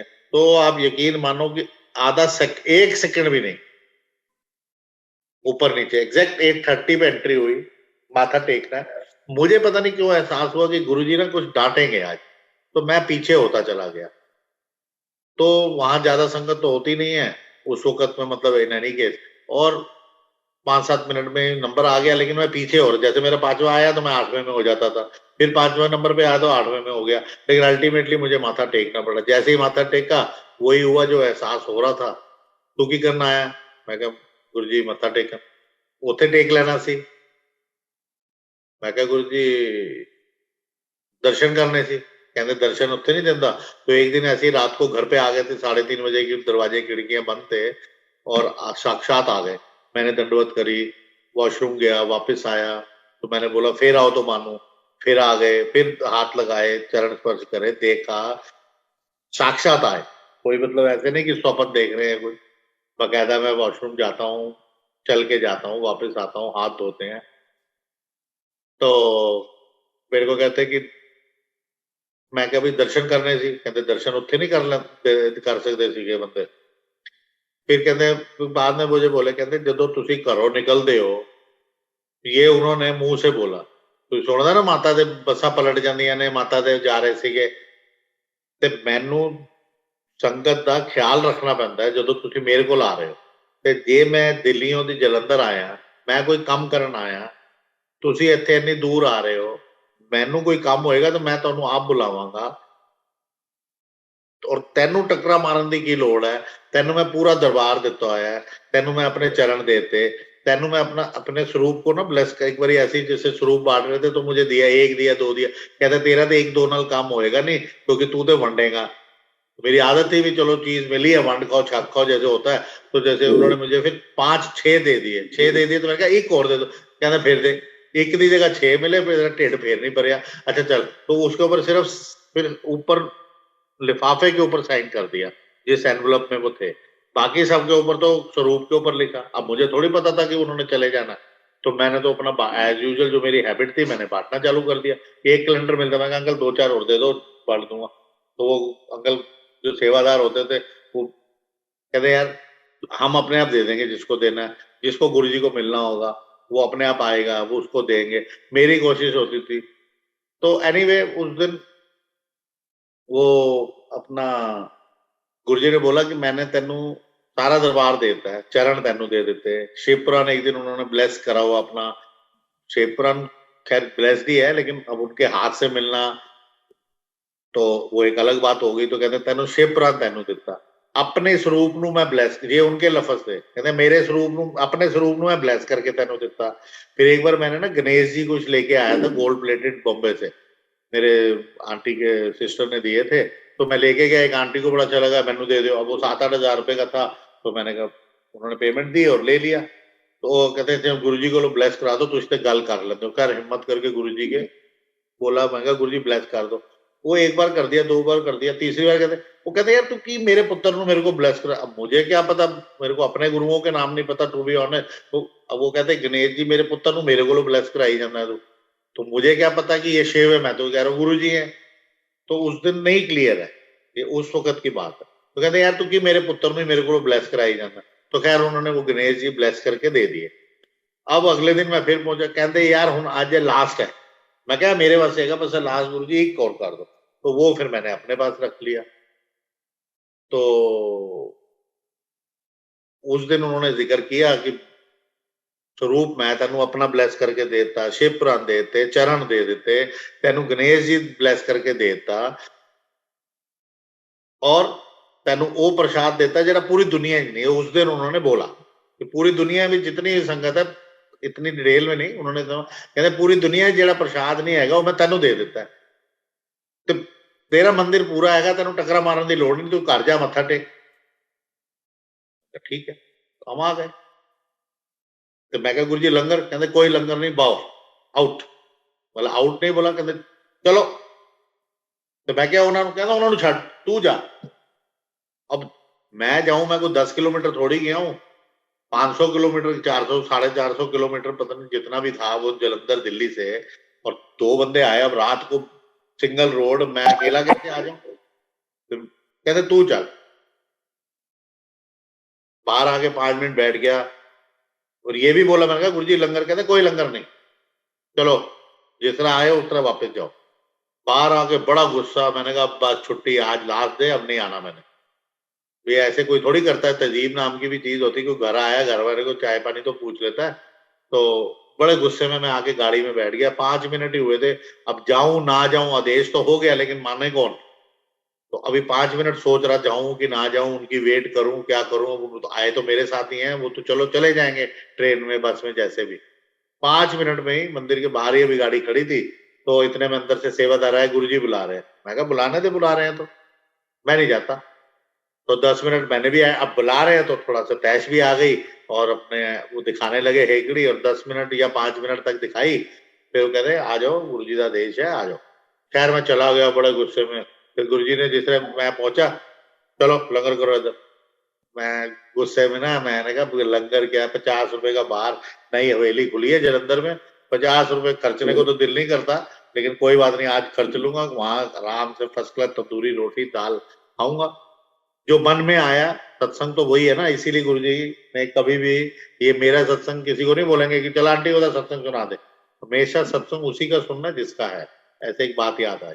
तो खैर एनीवे, बड़े अनमने ढंग से उस दिन, अच्छे ढंग से नहीं, अच्छे मन से नहीं, और मतलब दिमाग थोड़ा सा घूम रहा था। और 2 चपाती मैंने खाई, नहीं तो मैं तो 14-15 चपाती खा जाने वाला। 2 चपाती खाई। तब उस दिन जब माथा टेका इजाजत लेने वक्त, दंडवत प्रणाम की, तब गुरुजी ने बोला कि भाई जो तुम घरों निकलते हो तो मैंने थोड़ा ख्याल रखना पैदा है। तब ये बात बोली थी। तो एनीवे हम वापस आ गए, कैसे गाड़ी पहुंच गई 6-7 घंटे में वहां से। और इस तरीके से ये हुआ। ठीक है आंटी, समाप्ति है। हाँ जी अंकल, हमने तो सारी संगत को बोला था कि एक्स्ट्रा टाइम लेके बैठना आराम से। अंकल जी आपका तो सत्संग नहीं, मालूम ही मुझे तो है। कोई प्रॉब्लम नहीं है, मेरे पास टाइम के अलावा कुछ है नहीं ना। एक मैं और एक टाइम है, बस मेरे पास अपना टाइम ही है खाली। और एक अपनी नहीं आंटी है, वो पता संगत नहीं कितनी अपनी है। अपने तो गुरु जी हैं, और तो गुरु आपको जी अपने समझते हैं। लंगर का अंकल जी, सत्संग सुना देता हूँ। हाँ जी आंटी। हाँ जी अंकल, हाँ जी अंकल, अगर अगर आपको गुरु जी आज्ञा देती हैं तो आप प्लीज जो गुरु जी का ब्लेस मुझे तो किए हुए आगे हैं कहते अगर बोलते आप। रहो, मुझे तो आ गया है, बोलते रहो। एक बार एक आदमी, एक कोई ऐसे, नहीं आप दिखाएं भी अंकल, दिखाएं भी वो, अगर आप आपको आज्ञा चने और गुरु जी के ब्लेस की, क्योंकि देखो पूरा गुरु जी, वर्ल्ड तो आपके पास नहीं आ सकता। गुरु जी की ब्लेसिंग है, मुझे दिखाने में क्या दिक्कत है? जब मुझको बांटने में दिक्कत नहीं है। एक बार एक आंटी आई तो मुझे बोलती हैं कि आप ये गलत कर रहे हो। मैंने कहा क्या गलत कर रहे हो? कह रहे कि आप बांट क्यों रहे हो? मैंने कहा हाँ। मेरे मन में शक डाल दिया, तो मैंने कुछ साल तक दिया ही नहीं। मतलब कुछ एक डेढ़ साल का वक्ता निकल गया जैसे मैंने बोला था। लेकिन जब वो सत्संग सुना जलंधर में, अब मुझे बुला के तो उन्होंने कभी बोला नहीं कि मैं ये प्रकट कर रहा हूं, या सब कुछ हो रहा है ना, इसीलिए मैंने कहा कि होता रहा। अब जिस दिन उस आंटी ने 1:10 पे मुझे फोन किया, क्योंकि उन्हें पता है मैंने सोना तो है नहीं उस वक्त, तो वो मुझे कहती हैं हरि अंकल आज मुझे गुरुजी ने बोला सत्संग सुनाओ। मैं कह रहा हूं पैसे मैंने खर्चे, 5.25 किलो वो अंकल ले गए, 137 दाने आप ले गए। आज 21 साल हो गए, मुझे एक दाना नहीं मिला, मेरे आंटी को नहीं मिला, मेरे बच्चों को नहीं मिला, मेरे मम्मी पापा चले गए ऊपर, उनको नहीं मिला आज भी, टिल डेट। तो मैं सोच रहा हूं उस दिन वो क्लियर हो गई बात। जिस दिन एक आंटी बोल गई तो मैं तो उस दिन के बाद उसको नहीं देता था किसी को। लेकिन जिस दिन गुरुजी का सत्संग हो गया, गुरुजी के समक्ष उस आंटी को, अब समझे बात को, कि गुरुजी ने उस आंटी को बोला चलो चने मुफ्त ही ले जाएंगी। तो गुरुजी को मालूम है कि चना हैज बीन गिवन, चना उस आंटी को दिए गए हैं। किसके थ्रू? हैरी के थ्रू। चने किसके हैं? गुरुजी के। दुकानदार से आए, पेमेंट हुई, गुरुजी ने प्रकट करवाए, गुरु चने तो है नहीं वहां पे, तो प्रसाद है ना फिर इसका मतलब। और मैंने दिए हैं, वो गलत किया या सही किया कैसे प्रूव होगा? तो गुरुजी ने खुद ही एक दिन प्रूव कर दिया, मुझे पूछने की जरूरत नहीं पड़ी। तो इसका, इसमें मैंने क्या निकाला निचोड़ इसका, कि आप विश्वास रखो अपने आप, जब सही वक्त आएगा आपको आपको आपका जवाब मिल जाएगा। इसमें यह भी निकला कि गुरुजी ने, मैंने सवाल नहीं किया, मैं उस दिन से देना बंद कर दिया, क्योंकि मुझे आंटी ने, आप आज की डेट के अंदर एक एक एग्जाम्पल है, मैं आपसे पूछूंगा मुझे जुकाम है मैं क्या लूं, आप कहोगे स्टीम ले लो, दूसरा कहेगा उसमें विक्स वेपर डाल दो, एक बोलेगा सौंफ डाल दो, ये कर लो वो कर लो, गरारे कर लो, ये कर लो, तो 36 उसके नुस्खे आ जाएंगे। इसी तरीके से मुझे भी अरे आप ये क्या कर दिया, आप बेअदबी कर रहे हो, वो प्रसाद आपका है, आपको पता है गुरुजी ने जो प्रसाद जिसको देना उसी को दे। तो बात तो बिल्कुल ठीक थी। गुरुजी कहते जेड़ा प्रसाद तेनू दिता है, मैंने एक दिन उनको बोला, शिवरात्रि थी तो मैं जलंधर गया हुआ था, तो उन्होंने, मैंने ना बफे सिस्टम लगा हुआ था उस दिन बाहर ग्राउंड में जलंधर के, तो मैंने ना खूब सारा प्रसाद डाल लिया कि भाई अब कौन बार बार आएगा और नंबर लगेगा नहीं मिलेगा, कम पड़ेगा या नहीं पड़ेगा। तो 6-7 5-6 प्रसादे, सब्जी चाव जो भी कुछ मिला। लेकिन इतने में गुरुजी बुला रहे मुझे दूर से। अल्टीमेटली जब मैं पहुंचा तो उन्होंने इतना सारा प्रसाद मेरे दोनों हाथों में भर के दे दिया, प्लेट वहीं धरी की धरी रह गई। तो मैंने उसमें पूछा, मैं कहा गुरुजी ਇਹਨੂੰ दिल्ली ले जाऊं, अपने घर ले जाऊं थोड़ा जा? कहते अपनी चिंता कर, उन्होंने मैं देना होगा उन्होंने दे देंगे, तू आप खा। तो इतना सारा प्रसाद था कि दोनों हाथ भरे हुए थे। तो यही समझा था कि जो प्रसाद मिला वो आपका है। तो उस आंटी ने जब बोला तो मैंने कहा हाँ ये गुरुजी का मैसेज है। लेकिन गुरुजी का मैसेज जो असल आया वो ये आया कि गुरुजी के समक्ष गुरुजी उस आंटी को बोल रहे हैं कि चल वो चने का सत्संग सुना। ही नोज एवरीथिंग, उसमें तो कोई डाउट ही नहीं है। लेकिन उस दिन ये क्लियर हो गया कि ये चना प्रसाद उस आंटी को उन्हीं की मर्जी से दिया गया है, और देने में कोई हर्ज नहीं है। लेकिन किसको देना है? वो जब हुक्म आता है, तो आज तक हुक्म नहीं आया मेरे को अपने बच्चों को देने को, या मेरे माँ बाप को, या मेरे आंटी को, या मुझे को। हाँ, एक बार किसी को दिया था, उनका गिर गया था, कहते और मैं कहूँ अब नहीं दे सकता मैं, आप ढूंढो। उन्होंने 1 घंटा तो नहीं, 10-15 मिनट ढूंढा, नहीं मिला। हमको 15 दिन के बाद मेरे कमरे में मिल गया वो, उसी गुरुजी के कमरे में, जहाँ पे गुरुजी का मतलब ये सब रखा हुआ। तो वो मैंने सेवन किया था। अब उसको सेवन करना है, रखना है। अब जिनको मिला, अब एक आंटी को मेरे को आया विजन ऐसे, तो वो एलए में बैठे हुए थे, तो उनको दिया। अब उन्होंने खाया, या वो डब्बी लेके अंकल आए अपना चांदी के रख के लेके चले गए, किस में रखा मुझे पता नहीं। यहाँ एक आंटी को मिला था, तो उन्होंने चांदी के उसमें रख लिया। कोई ये तो है नहीं कि कोई 10 रुपए देगा या 1 रुपए देगा तो मिलना है। तो जब जिसको आया, क्यों आता है, कैसे आता है, वो भी मालूम नहीं है। और क्यों मिलना है, तो क्यों मिलना है, उससे होना क्या है, ये भी मालूम नहीं है। तो मैं राजा की तरह रह रहा हूं, तो ये तो जरूरी नहीं है कि टाटा बिरला बन जाएंगे तभी राजा बनोगे। सब कुछ सुख शांत हो, आराम से बैठे तो भी राजा हो। अब वो एक दाना मिलना है, यहाँ अभी 100 दाने बचे हुए हैं, तो गिने तो है नहीं, तो एज इट इज पड़े हैं। तो जवाब अपने आप गुरुजी ने दिया कि चने मेरे को मालूम है, चने मैंने बताना है किसको देना। तो उस दिन से मैंने ये मान लिया वो बताएंगे। तो उसके बाद कम से कम 25, 30, 35 चने बांटे हैं। गिनती तो मेरे पास नहीं है, कभी सोचा ही नहीं गिनती करने को। एक दिन मैं सोच रहा हूँ कि एक अंकल आंटी थे, उनको दूंगा दूंगा दूंगा, तो वो एक दिन पहुंच गए। तो उनको मैं सोच रहा हूँ कि एक दाना दूंगा। मैं जितनी बारी चम्मच से उठाने की, चम्मच उसमें, वो चम्मच भी उसमें एसिड पड़ी है, तो चम्मच से उठाऊं, एक बार उठाया, 2 बार उठाया। तो कहते हैं अंकल दे क्यों नहीं रहे आप, चेंज क्यों कर रहे हो। मैं कहा चेंज नहीं कर रहे, हर बार 2 आ रहे हैं। तो कहते हैं फिर गुरु की कृपा, हम दोनों को दीजिए, हस्बैंड वाइफ को। मैंने कहा वो तो गुरु जी डिसाइड करेंगे। तो अंदर से ऐसे आए, हाँ तो दोनों ने देना, तो और की कर। नहीं तो आज तक, और पहले और आज तक 21 साल में कभी भी नहीं हुआ, जब भी दिया एक दाना उठाया तो एक ही आता है, लेकिन उस दिन 2 दाने आए, तो उनको दोनों दाने दे दिए फिर, और जुड़े हुए। फिर जब भी दिए भी, तब भी दोनों दाने जुड़े हुए ही आए। अब ये कैसे हुआ वो जाने। छोटी छोटी चीज। तो ऐसे एक बारी दरबार में बैठे हुए थे, तो लंगर का सत्संग है कि भाई, देखते थे भाई कोई आंटी कनाडा से आई हैं, तो उनको 2 बार प्रसाद मिल गया, या कोई अमीर है तो उसको दे दिया, या कोई मिनिस्टर है तो उसको ज्यादा बार दे दिया, या चाय प्रसाद ज्यादा बार दे दी। तो मैंने कहा हमें तो कभी डबल देते नहीं है। लेकिन उस वक्त तक ये समझ नहीं थी भी, अगर डबल नहीं दे रहे भाई, तुम्हें अगर डॉक्टर ने एक गोली दी है, तो तुमको एक गोली खानी है। किसी को ज्यादा तकलीफ है तो वो 2 गोली खाएगा, किसी को 6 दिन बुखार चढ़ेगा, किसी को नहीं भी चढ़ेगा। लेकिन प्रसाद तो सबको मिलना है। लेकिन इनको 2 बार क्यों दिया, उसको पहले उठा के क्यों दिया, वो पीछे बैठी हुई है, आगे 40 संगत बैठी है, आओ आंटी। मैंने कहा ये पहले प्रसाद में कुछ है, खास होता है। तो सबकी होड़ होती थी कि जैसे ही गुरुजी अपने सिंहासन में बैठे, मैं माथा टेक लूं। लेकिन लाइन का सिस्टम था, लेकिन शुरू के 5-7 तक तो ऐसा होता था, राइट से इधर से मैं चाहे चरण पकड़ लूं, जैसे बाद में गुरुजी के आशीर्वाद कम हो जाएगा। मतलब हमारी सोच, इंसानों की सोच थी, हम सोचते थे पहले चरण पकड़ लो, अभी अभी नहा धो के आए हैं, तो पहले मैं पूजा करके आए हैं, तो इनके में फिर पहले शक्ति है, बाद में शक्ति खत्म हो जाएगी। सोच थी मेरी, बाकी सबके लिए नहीं मैं कह रहा, वो उनकी सोच होगी।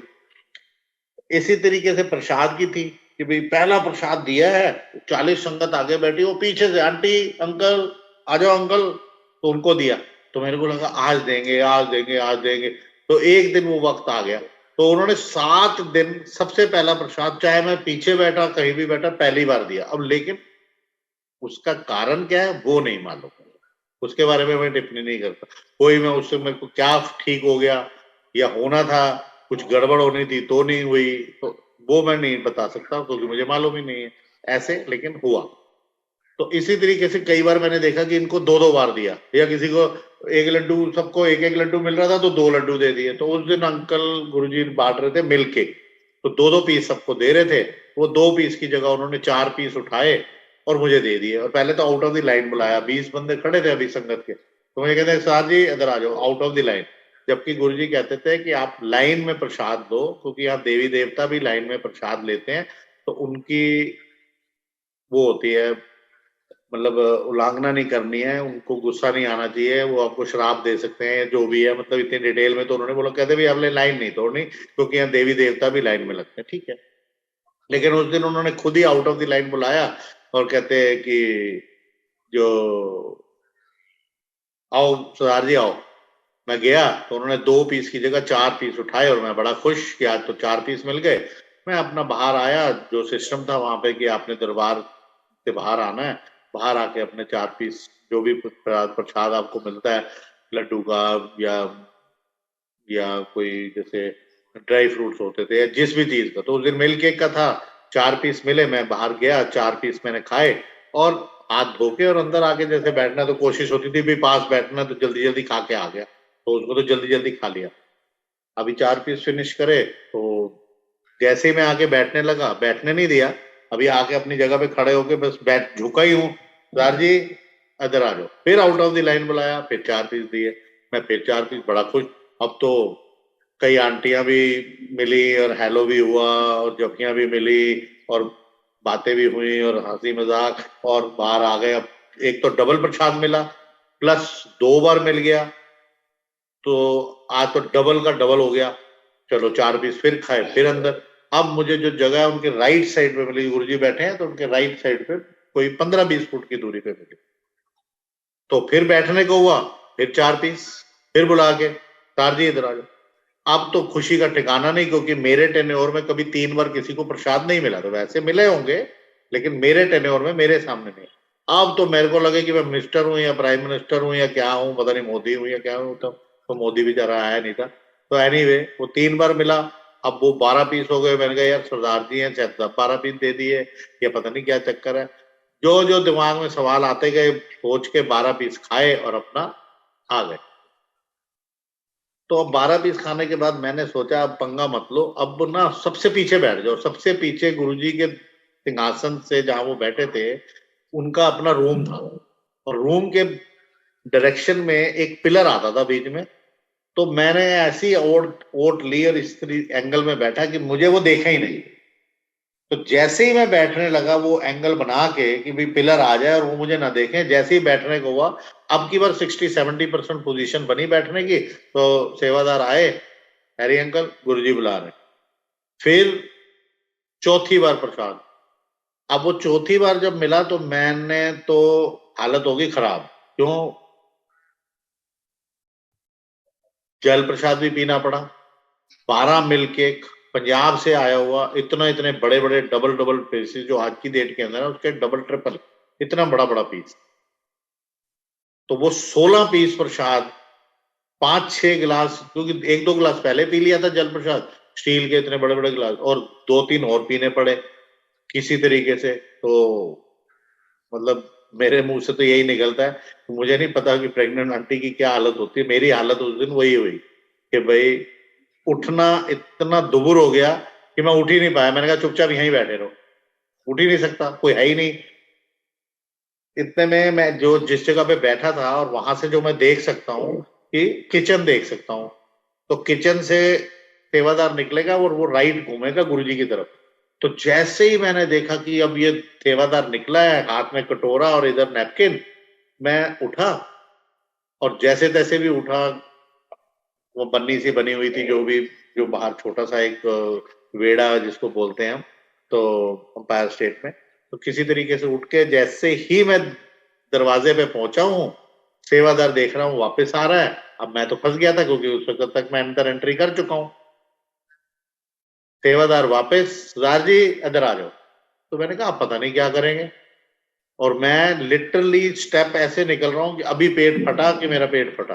पिलर पकड़ के सीढ़ी, 2 सीढ़ी है छोटी छोटी, इतने आराम से धीरे से उतरा हूं, जैसे वो इसलिए प्रेग्नेंट आंटी, जैसे प्रेग्नेंट आंटी चलती है ना धीरे धीरे, तो ऐसे गुरुजी की तरफ मुखातिब हुआ। तो उन्होंने क्या किया, इतनी बड़ी जो परात थी, इतनी काफी बड़ी परात थी जिसके अंदर मिल्क केक था, वो पूरी परात का चूरा इकट्ठा किया, गोला बनाया और मेरे हाथों में रख दिया। और मेरे इतने बड़े बड़े हाथ, ये जितने 2 हाथ आप देख रहे हैं, इसके अंदर वो गोला डाल दिया उस चूरे का, कम से कम 15 पीस का गोला। 16 पीस में खा चुका हूं उसको।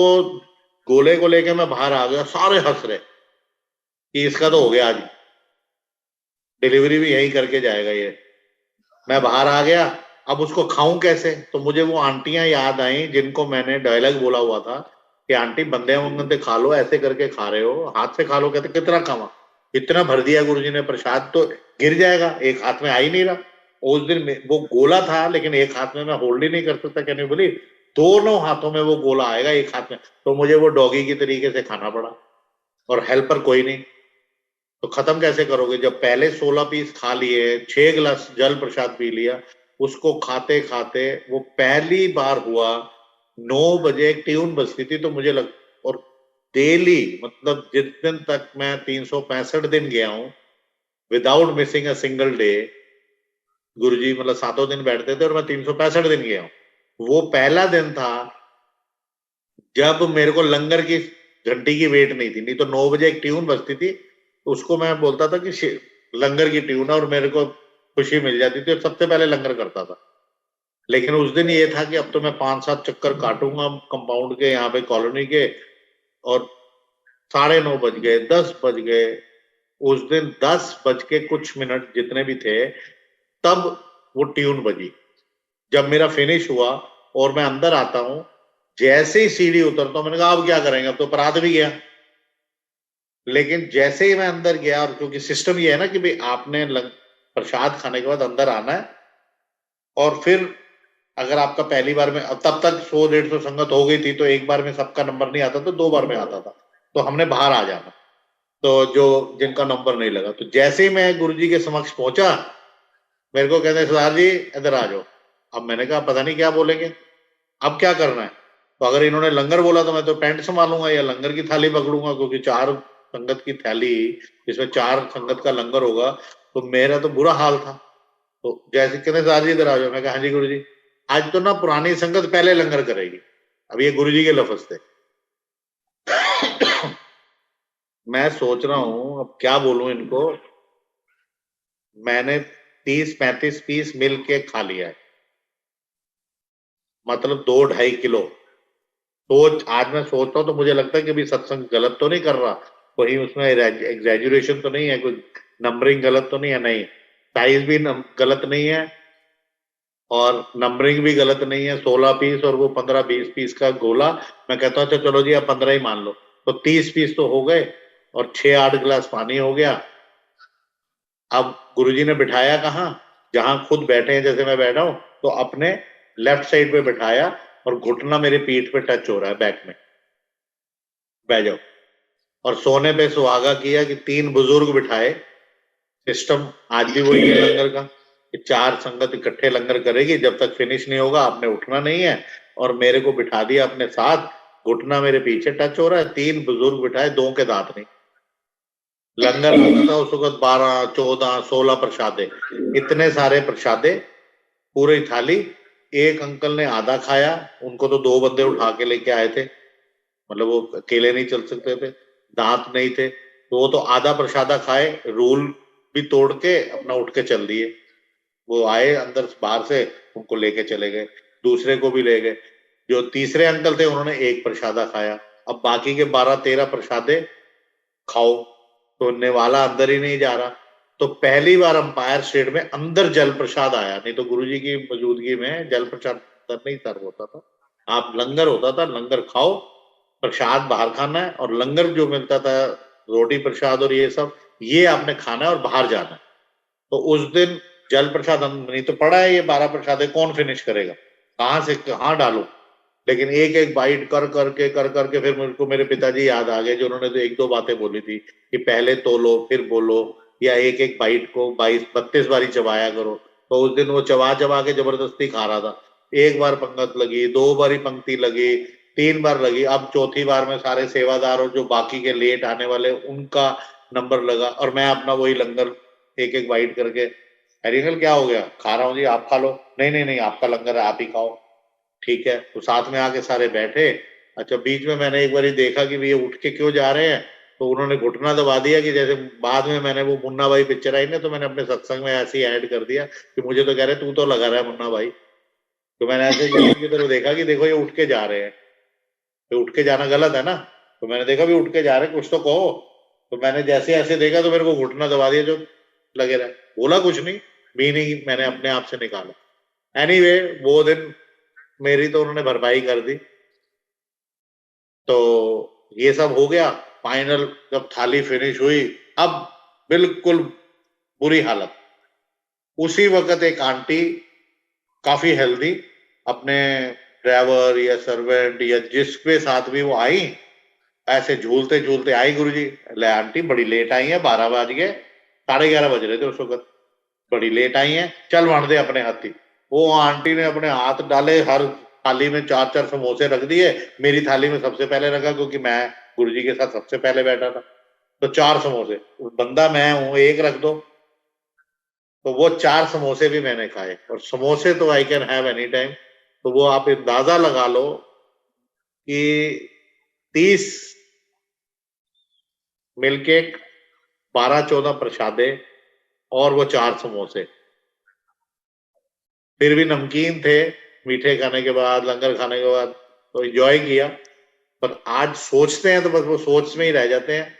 अब तो खुद को भी कई बार शक हो जाता है बोलने वक्त, लेकिन सच्चाई तो यही जल है। प्रसाद रह गया जी, एंड में जल प्रसाद ऐड नहीं करा कि 6 गिलास जल प्रसाद भी। हाँ जी, मैंने जल कहा प्रसाद। आपने 6 गिलास जल प्रसाद भी, 4 समोसे, 30 आवाज मेरे को क्लियर नहीं आ रही मिल्क। आपकी। मैं कह रही हूँ आपने जल प्रसाद एंड में ऐड नहीं किया। 30 मिल्क केक, 10-12 प्रसादे, 4 समोसे और 6 गिलास जल प्रसाद, ये तो ऐड नहीं किया आपने। हाँ मतलब मिल्क केक खाया था, तो उधर बाहर मैंने 6-7-8 गिलास तो बाहर ही पी लिया था। फिर अंदर लंगर करने वक्त भी 2 गिलास लेने पड़े, क्योंकि हलक के अंदर रोटी जा ही नहीं रही थी। रोटी पे कितना खा लेगा इंसान। आप सोच के देखो, इतना बड़ा पीस था मिल्क केक का, जैसे एक लड्डू या गुलाब जामुन का साइज तो सबको पता है ना। तो 3 गुलाब जामुन से भी बड़ा मिल्क केक का एक पीस था वो। और मीठा उसके अंदर कम से कम 1.5 टाइम था। अगर दिल्ली में 1 चम्मच है तो वो पंजाब से आया था। किसी सेवादार, किसी को सेवा मिली होगी कि भाई आपने लेके आना है, जब गुरुजी की मर्जी होती थी जिसको भी देते थे। तो वो, तो बाहर मैंने 6-8 गिलास पिए थे। अंदर पहली बार ही जल प्रसाद आया था तो मैंने 2 गिलास मुझे मंगाने पड़े, जो अपने हलक के नीचे डालने के लिए वो रोटी प्रसाद को, क्योंकि 12-13 प्रसादे कोई आसान बात तो नहीं थी। लेकिन उस वक्त प्रसाद के रूप में खाना है, खाना है, खाना। लेकिन वो हो भी गया और कंप्लीट भी किया। तो यही बात कर रहे थे अब जल प्रसाद की। जल हाँ प्रसाद जी आप, अंकल, हाँ जी, हाँ जी, हाँ जी अंकल, हाँ तो जी। ये सारा कुछ दे- मतलब 8-10 नहीं तो 8 गिलास तो मुझे भी याद है कि 6 गिलास मैंने बाहर कम से कम लिए, स्टील के बड़े बड़े, और 2 गिलास मैंने अंदर लिए, और ये सारा खाया। फिर उस दिन के बाद नहीं सोचा कि किसको कितनी बारी मिला है, क्योंकि इतना प्रसाद शायद किसी ने नहीं खाया है। मेरे को कभी, मैंने नहीं सत्संग सुना, तो ये हुआ। और बस फिर वही था कि कोई हाथ मिला रहा था तो हाथ, वो हाथ भी उठ नहीं रहा था, क्योंकि इतना पेट भर गया था उस दिन। तो अब वो कल्याण करने का अपने वही क्या कि वो उनका तरीका है, क्यों खिलाया इतना। अगर नॉर्मल कोर्स के अंदर बंदा इसका चौथा हिस्सा भी खा ले तो वो 2-4 दिन के लिए तो लेटा ही पड़ा मिलेगा। और यहाँ पे तो इतना सब कुछ उन्होंने खिलाया। क्यों खिलाया, अगेन ही नोज। तो आई थिंक यही गुरु जी का जितना हुक्म था वो दिया। अच्छा जी अंकल, आप गुरु जी के जो ब्लेस किए हुए आपके पास जोड़े गुरु जी के स्वरूप और चना प्रसाद जो ब्लेस किया हुआ, जो भी गुरु जी हाँ का वो है, मैं अगर दिखा आप देता हूँ। आगे। एक मेरे को बिटिया को बुलाना पड़ेगा, क्योंकि मैंने फोन पे नहीं आता मुझे करना, तो कोई फोन नहीं जा सकता ना, ये तो मैं लैपटॉप पे हूँ। ठीक है। 1 सेकेंड। हाँ जी, आप हो जाइए लॉगिन, अगर फोन से होना है तो। कभी संगत बढ़ जाए, वो तो शुक्राना महाराज जी के संगत बढ़ाएं। तो अगर आप लॉगिन ना हो सके, परमात्मा करे संगत बढ़ती रहे, गुरु जी पढ़ाते रहें।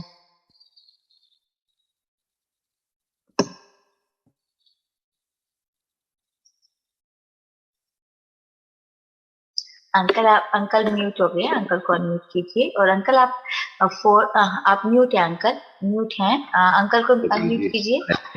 हाँ जी अंकल, आप हो गए, अनम्यूट हो गए हैं। हाँ और एक आप बता दीजिए फोन पर किस नाम से हैं, हम फोन पर भी फिर अनम्यूट कर देंगे। किस नाम से लॉगिन हो रहे हैं आप फोन पर? यही सेम नेम हैरी। ठीक है, हाँ जी, ओके। एक दूसरा भी मिनट, अंकल कौन? हाँ जी, अनम्यूट फुर्सत कर जी, देंगे। ब्लॉक कितनी दूर गई है रात को?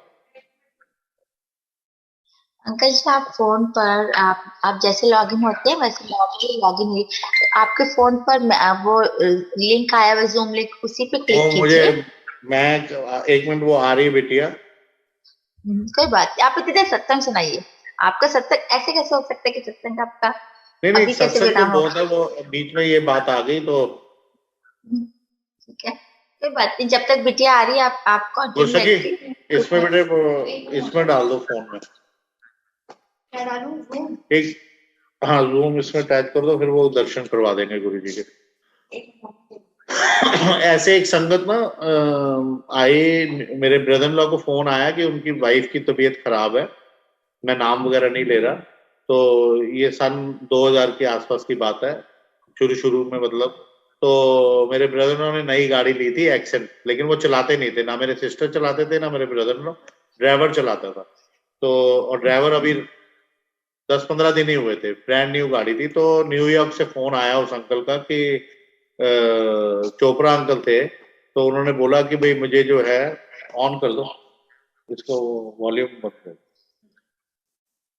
कि ऐसे ऐसे मेरे वाइफ की तबीयत खराब है। तो मेरे ब्रदर ने बोला आप इधर आ जाइए, गुरुजी हैं वो, उनको आप दर्शन दो। तो वो लेकिन आंटी को नहीं ला सके क्योंकि वो हॉस्पिटलाइज थी या जो भी था, मुझे एग्जैक्ट नहीं मालूम। तो वो अपनी बिटिया के साथ आ गए।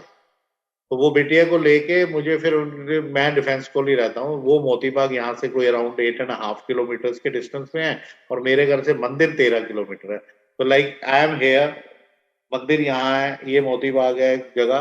तो मुझे ऑलमोस्ट 64 किलोमीटर का एरिया कवर करना है, मतलब डिस्टेंस। ट्रायंगल बनता था ना, कि उनको पिक करना है, मंदिर जाना है, उनको ड्रॉप करना है, वापस आना है, या जैसे भी अपने आप घर वालों को ड्रॉप करना है, उनको जाना है ऐसे। तो 64 kilometre almost I was driving. तो एक दिन मैंने, मतलब वो गाड़ी उस वक्त नई नई थी, तो 8 और 8.5 किलोमीटर की एवरेज देती थी पर लीटर। तो हुआ ये कि भी सेकंड डे मैंने देखा कि 40 लीटर का टैंक है और बीच में है, और 200 किलोमीटर चल गई है। और वो जब तक मैं ही ड्राइव कर रहा था, तो जब भी हम ड्राइव करते थे तो मैं पेट्रोल डलवाता था, तो उसकी 8-8.5 की एवरेज आती थी।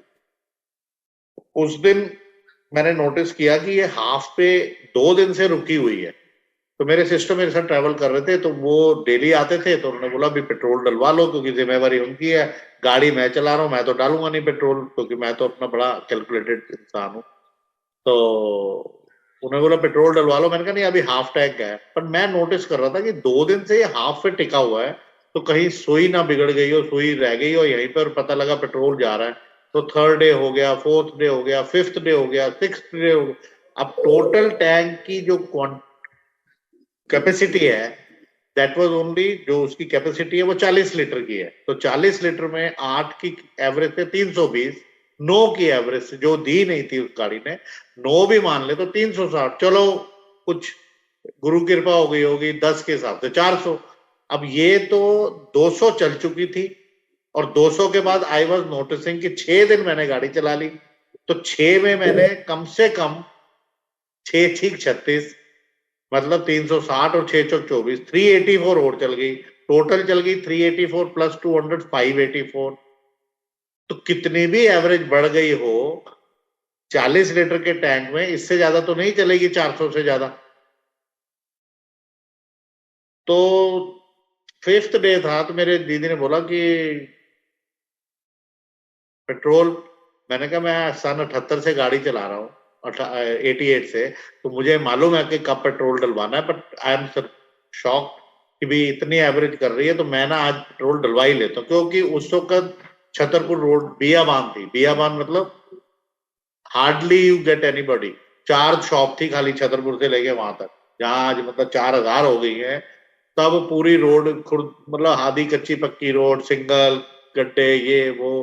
फिर भी मतलब, और एक पेट्रोल पंप था, वो भी रात को तो खुलता ही नहीं था। तो हमने ना जाने वक्त मैंने कहा भैया आज बहुत हो गया, अब तो ये 500 के ऊपर 600 गाड़ी चल चुकी है, अब चांस मत लो आज, क्योंकि गई गाड़ी बंद हो गई पेट्रोल के चक्कर में, तो हम तो गए। तो उस दिन हमने बड़े मंदिर में मतलब प्रोग्राम था, तो हम वहां गए थे, तो मैंने जाने वक्त वहां पेट्रोल डलवा लिया, और पेट्रोल डलवाता हूँ, यकीन मानो सिर्फ 20 लीटर पेट्रोल डला उसमें और टैंक फुल हो गया। अब डाउट ये हुआ कि ये जो सेंटर में रुका था 20 लीटर डला है, तो शायद जो भी कुछ हो, ये कोई सुई में या टैंक में कोई प्रॉब्लम है। उस दिन के बाद हमने जब इस्तेमाल करना चालू किया, ठक ठक ठक ठक ठक ऑलमोस्ट नील पे पहुंच गया, और वही 8.5-9 की एवरेज निकली। तो मैंने एक अंकल को बोला, मैंने कहा ऐसे ऐसे मेरे साथ हुआ। कहते क्या हो गया? मेरे पास 3 लीटर पेट्रोल था, और मैंने, गुरुजी मेरे को कहते हैं कि चला पटियाले चलिए।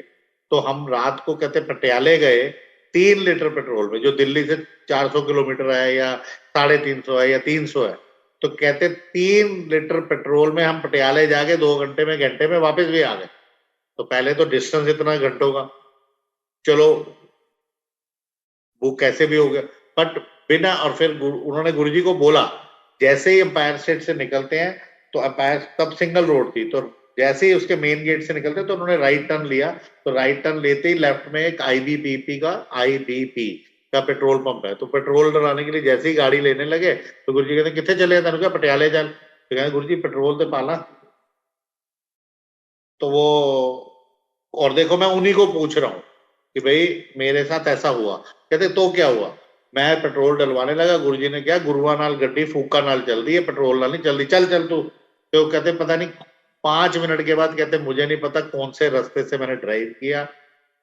वो सेम सत्संग एक और आंटी का भी है, सुखी भोरे है शायद उनका नाम, तो उनकी मम्मी का, वो भी ऐसे रात को पता नहीं बहुत लेट एक दिन गुरुजी का फोन आया, चल आ जा तू मेरे को। तो वो गई थी रात को, तो उनको कहती 5 मिनट के बाद मुझे नहीं मालूम कि मैं कौन से रास्ते से गई, गाड़ी डब्बे कहते गुरुजी जैसे ही पहुंची, गुरुजी के बाद गुरुजी कहते गड्डी बड़ी तेज चला के आई आंटी, 100 की स्पीड से 90 की स्पीड से गड्डी चलाई है, आता बड़ी फास्ट गड्डी चलाई है। तो गुरुजी का क्या करिश्मा है वो देखो, कि मेरे मन में आ रहा है कि अब मैं रोज इनको छोड़ने जाता हूँ, रोज लेने जाता हूँ, पैसे तो मेरी बहन के खर्च हो रहे हैं, मैं तो नहीं डलवा रहा हूँ पेट्रोल, लेकिन उनके लिए भी मैं वरीड हूँ। तो मैं उस वक्त की जितनी समझ थी, तो ये देख रहे अभी संगत की सेवा हो रही है, और कल्याण गुरुजी ने किया उनका, लेकिन वो पेट्रोल देखो उन्होंने इस्तेमाल ही नहीं होने दिया एक आम हमारे इंसान की गाड़ी का। तो ऐसे ही एक बार उन्होंने मुझे पटियाले भेजा, एक अंकल को मैं लेके गया, हमने खूब हिसाब लगाया कि बस से जाएं, यहाँ से जाएं। मैंने कहा भैया 5 बज गए हैं, मैं तो उससे पहले ऑफिस नहीं छोड़ सकता हूँ, क्योंकि मैं तो अलोन हूँ ऑफिस में। तो अब रात को हम पटियाले जाएंगे, एक जज की बेटी की शादी थी, हम रात को 1 बजे पहुंचे। तो मैंने कहा कि अगर हम बस पे जाएंगे तो रात को वहां पहुंचना, फिर वापस आना है, मुझे सुबह 9 बजे ऑफिस खोलना है, मैंने तो वापस, और गाड़ी भी मैं नहीं किसी को देता हूँ चलाने को। तो हम गए, और जो हमने हिसाब बस का बनाया था 3 व्हीलर का, एग्जैक्टली 754 का पेट्रोल डला, और हम पटियाले होके वापस आ गए। तो अब गुरुजी से तो कोई बात नहीं करी, जैसे ही अगले दिन फिर हुआ है ब्याह ते होया सगन बात था, मैं कहा हाँ जी गुरुजी सगन बात था, और हुआ है ब्याह ते। तो फिर ज्यादा तो नहीं पैसे खर्च हुए, मतलब ही नोस एवरीथिंग। तो ये है गुरु, सब उनके हिसाब से चल रहा है। अगर आपने अपने आप को उनको छोड़ा हुआ है, तो सब उनके हिसाब से चलेगा। जब उतार चढ़ाव आए, तो सिर्फ एक ही मुट्ठी बांध के चीज मैंने जो सीखी, आपने क्या करना है वो आपके ऊपर है, I am not guiding you. मैंने एक ही चीज सीखी, उस पर जितना भी अमल हो सके, लीव योर सेल्फ। और गुरुजी ने बोला भी, जोड़े ला आंदे हो मंदिर, जोड़े लाओ, दिमाग छोड़ दो। तो जिसने जितना दिमाग छोड़ दिया, वो उतना ज्यादा आगे बढ़ गया। वो इतना मैंने सीखा। रेस्ट जिंदगी में जब तक उतार चढ़ाव नहीं होंगे, ये भी सीखा कि तब तक आप सीखोगे कैसे। सीधी सिंपल भी बड़ी बोरियत है। जब छोटे थे, स्कूल जाना है, 5 मिनट और सोने दो, 5 मिनट और सोने दो, सोचते थे मम्मी डैडी के तो बड़ी ऐश है, अपना सैटरडे संडे छुट्टी है, आराम से अपना सोते हैं, हमें तो काम करना पड़ता है, ऑफिस स्कूल जाना पड़ता है। फिर उसके बाद हम भी जब पढ़ लिखे जाएंगे, जब नौकरी करेंगे तो हमारी भी ऐश हो जाएगी। फिर नौकरी करी, अच्छा अब पता नहीं नौकरी से कब रिटायर होंगे। देखो कितने मजे हैं डैडी के, अपना रिटायर हो गए, आराम से घर बैठे हैं, कोई काम नहीं, अपना जब मर्जी उठो, कोई किसी की सुननी नहीं है, किसी को कुछ कहे। तो जब रिटायर हो गए हम 2014 में, अभी 47 साल की उम्र में आराम से घर बैठे हैं। अब 6-7 सालों में अब सोच रहे हैं करें तो करें क्या। सुबह उठते हैं, कुछ करने को ही नहीं है। खाओ, अब खाने के बाद क्या करें? किसी के घर 1 दिन जाओगे, 4 दिन जाओगे, 6 दिन जाओगे, सुबह थोड़ी मिलेगा। तो हर चीज आई, अब बिल्कुल कुछ नहीं है, कुछ लेना नहीं, कोई कमाने की जरूरत नहीं, कुछ खाने की, कुछ भी नहीं करना, चाहे सारा दिन सोते रहो, लेकिन जहां तुम 2 घंटे सोए वहां तुम्हारे को दिक्कत हो जाएगी। तो हमारी सोच से नहीं चलना है। जो जो सोचा वो होता गया, लेकिन उसके बाद फिर वो चाहिए जो नहीं है। And if you leave yourself, तो I think you will grow better. तो गुरु जी अपने आप टेक केयर करेंगे। अब मैं दर्शन करवा देता हूँ सबको चरणों के और उसके, क्योंकि उसका भी सत्संग तो बहुत बड़ा है फिर, कि भाई वो अलमारी ऐसे ही क्यों रखी हुई है, क्योंकि हमने उस अलमारी में जब उनको 21 साल पहले विराजमान कराया तो एज इट इज रखा हुआ है। चोर आए, चोरी करी, कुछ नहीं मिला उनको। वो सत्संग सुनाई देता हूँ कि जब मेरे को गुरुजी ने छोटे छोटे स्वरूप उस वक्त हम यहाँ लगाते थे और वो देते थे कभी कभी, तो एक दिन उन्होंने ना ऐसे रम्मी जैसे खेलते हैं ना, तो 8-10 पत्ते हाथ में होते हैं, तो ऐसे उन्होंने पकड़े और मुझे वो पीछे पता नहीं क्या क्या लिख के दे दिए। अब लेकिन वो जब हम डालते थे तो पसीना आता था, वो तो मिट गया सब पीछे से, लेकिन टेक केयर नहीं करी, नहीं तो लेमिनेट करवा देते उसको। तो वो लेमिनेटेड छोटे छोटे फोटोग्राफ गुरुजी का स्वरूप होते थे।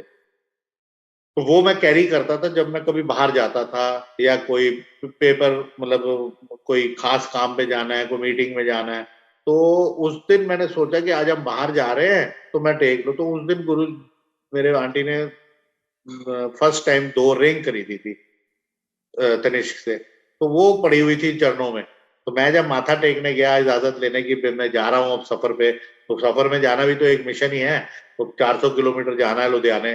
तो मैंने वो स्वरूप लिया और टांगा, और वो जो 2 रिंग थी अपनी जेब में डाली। तो पता नहीं अंदर से क्या आवाज आई, गुरुजी कहते बाकी दी भी चुक ले। मैंने सारी ज्वेलरी, जो भी घर में एक आधी चेन होती है, रिंग्स होती हैं, 2-4 चूड़ियां होती हैं, जितनी भी ज्वेलरी थी वो सारी अपनी लेफ्ट पॉकेट में डाली।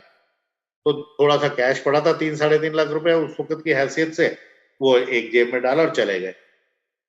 अब 5 दिन हो गए। 5th नाइट को जब संडे था और अब हमने वापस आना है और रात को पहुंचना है ताकि मंडे से मैं ऑफिस जाऊं, तो संडे की मॉर्निंग जब मेरे आंटी उठी तो 2 बजे के करीब, दोपहर में हम लेट उठे क्योंकि वहां पे गए हुए थे जिनके घर में, तो 4-5 बजे सोते थे, तो उठने का टाइम ऐसे ही रहता था। तो 2 बजे जब मैं उठा तो उठते सार कहते मेरे को ना मैंने कहा क्या हुआ, बड़ा चेहरा सा उतरा हुआ, कहते मुझे ना बड़ी घबराहट हो रही है। मैंने कहा क्या हुआ, कहती मेरे को ना ड्रीम आया और बिल्कुल ऐसा लगा जैसे लाइव ड्रीम है। तो मैंने कहा हुआ क्या? अब गुरु की कृपा देखो, लाइव ड्रीम आ रहा है। कहती लाइव ड्रीम, मैंने कहा लाइव ड्रीम पता नहीं क्या होता है, पहली बार ही सुना था वर्ड। तो कहते वो ड्रीम आया मेरे को, तो हुआ क्या? कहते हमारे घर में ना चोरी हो गई। मैंने कहा अच्छा क्या हुआ उसमें? कहती दोनों कमरों में सामान बिखरा हुआ है और गुरु जी की जो अलमारी है वो 6 फुट आगे है।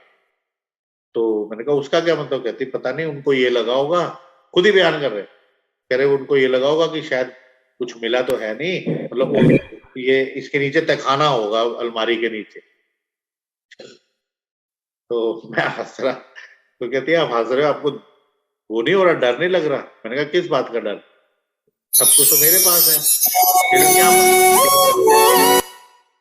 तो मैंने एक पॉकेट में से अपना रुमाल निकाला, उसकी गठरी खोली, तो कहती है आप सारी ज्वेलरी साथ लेके आ रहे हो? मैंने कहा हाँ। इधर से मैंने कैश निकाला, इधर से ज्वेलरी निकाली। कहती है आप सब कुछ साथ लेके आए हो? मैंने कहा हम, मैं तो जहान है, हम नहीं कुछ नहीं, तो मैं तो सब साथ ले आया। और चलो बात आई गई हो गई, शाम को निकले तो एक और रिलेटिव को हमने कहा आधे घंटे के लिए चाय पी के और दिल्ली की तरफ निकल जाएंगे, रात को 12-1 बजे पहुंच जाएंगे, कोई प्रॉब्लम नहीं है। तो जब हम उनके घर में गए तो वो नाराज हो गए कि भाई आप 5 दिन से लुधियाने आए हुए और हमारे घर में आए नहीं, और जिनके घर में 5 दिन रुके वो तो रिश्तेदार भी नहीं है, तो आपको तो आज हम जाने नहीं। और फिर प्यार इतना दिखाया कि हमारी गाड़ी अंदर गेट के अंदर करके और अपना गेट लॉक कर दिया। तो इतना प्यार कोई मिलेगा तो मैंने कहा चलो यार सुबह 5 बजे निकल जाएंगे। लेकिन रात को 11 बजे मेरे दीदी का फोन आता है। तो बड़े अच्छे से उन्होंने बात करी, ज्यादा घबराना मत ये वो करके। तो मैंने कहा बोलो क्या हुआ। कहते तेरे घर में ना नीचे चोरी हो गई, और वो सेकंड फ्लोर पे ही रहते हैं। मैंने कहा चोरी हो गई। मैंने कहा अच्छा, तो तू घबरा मत घबरा। मैं कहा कोई बात नहीं, तुम भी मत घबराओ, मैं भी नहीं घबराता, कोई बात नहीं। अब ये बताओ कि सामने उस वक्त जो फैशन था कि ड्राइंग रूम में जो आपका वो होता है रेफ्रिजरेटर, वो ड्राइंग रूम में रखते थे, आजकल किचन में चला गया जैसे जिसके पास जगह है। तो कहने लगे, मैंने कहा, मैंने उनको पूछा, मैंने कहा फ्रिज है? कह रही हाँ है। तो हमने ना एक ही टीवी था हमारे पास, तो हमने जान के दूसरा नहीं लेते थे कि ताकि बच्चे और हम जब भी बैठे, डैडी क्योंकि बुजुर्ग है तो इकट्ठे बैठेंगे, तो वो एक ही जगह टीवी होगा तो बच्चे इसी प्रकार बैठेंगे, टीवी देखेंगे ही देखेंगे। तो एक ही टीवी। मैं कहा टीवी है? अब उसको गुस्सा आया, कहती तू मजाक कर रहा है। अरे मैंने कहा भाई जो चीज पूछ रहा हूँ वो है, बाकी सब कुछ मेरे पास है। कहती क्या मतलब तेरे पास है? मैंने कहती तू सब साथ लेके गया हुआ? मैंने कहा हाँ, मैं तो जो कुछ था साथ में कैरी कर लिया। उस वक्त अचानक प्रोग्राम बना था। तो देखो गुरुजी कहा कि मत्था टेकने गया था अच्छे भाव से। अब यही सोच मतलब ये है कि भाई सब कुछ बच गया। चोर आए, और हुआ क्या कि 8 बजे मेरे सिस्टर, चाबी उनके पास ही थी, वो आए थे 8 बजे के करीब। तो उनको जाना पड़ गया, तो वो ऊपर जाने के बजाय फटाफट मेरा ताला खोला और अपना पर्स और वो रख के चले गए। उनका पर्स में जो 2,500-3,000 कैश था या 3,800 रुपए और एक टूटी हुई चेन पड़ी थी, उन बेचारों का 8-9 हजार रुपए का नुकसान हो गया। और मेरा कुछ भी नहीं लेके गए, एक वीसीपी लेके गए थे जो मैंने खरीदा था तो 4,500 का था। बट अब वो चीज इतनी कॉमन हो गई थी, जैसे आज वीसीआर कोई नहीं पूछता है एक जमाने में, तो उस वक्त वो वीसीपी जो मैंने 4,500 का खरीदा था, तो वो मेरा 1,550 रुपए का नुकसान हुआ। वही अलमारी गुरुजी की खोली, उसमें गुरुजी ने दो, मुझे अभी जब मैं आपको दिखाऊंगा, तो दो थैली थी जिसके अंदर उन्होंने कुछ दिया था मुझे। एक में ब्रोच दिया था जो यहाँ लगाते हैं, एक में कोई और चीज दी थी पर मेरे को। और गणेश जी की जो उस वक्त मैंने 7-8 हजार रुपए में वो खरीदी थी गणेश जी की मूर्ति, ना उन्होंने उसको हाथ लगाया। अब रहे होंगे हिंदू तो आस्था आ गई होगी। और नीचे मेरे मम्मी का पर्स पड़ा था, वो आज भी एज इट इज पड़ा हुआ है। उसमें आज भी वो चीज, सिर्फ उसमें बैंगल्स नहीं है, और जो भी कैश है वो आज भी 20 सालों से उसी में ही पड़ा हुआ है। तो वो, ना उन्होंने वो पर्स छेड़ा, उन्होंने एक ऐसे होता है ना वो पुराना जो हम साड़ियों का बना देते हैं, कोई बैग या कपड़े का बना देते हैं और उसमें अच्छी अच्छी वाली साड़ियां ऐसे फ्लैप करके रख देते हैं, तो वो उन्होंने निकाला तो पर्स नीचे गिर गया और वो बैग उसके ऊपर। कपड़े उन्होंने उठाए नहीं, पर्स उन्होंने लिया नहीं, तो उसमें 4 बैंगल्स थी जो मुझे पता ही नहीं था। वो आज भी एज इट इज 20 सालों से वहीं पड़ा हुआ, हमने हाथ ही नहीं लगाया उसको। जो कैश पड़ा है भी चलो ठीक है, उन्हीं के पुराने नोट, वो इतने बड़े बड़े जो 10-10 के नोट होते थे या 100 का नोट होता था, वो आज भी ऐसे ही पड़ा हुआ। तो ये गुरुजी की कृपा देखो कैसे कि भाई पहले ही सब कुछ जेब में डलवा दिया। मतलब आज भी कोई सुनता तो भाई जेब में लेके कौन जाता है इतना पैसा या कैश, तो हम ले गए।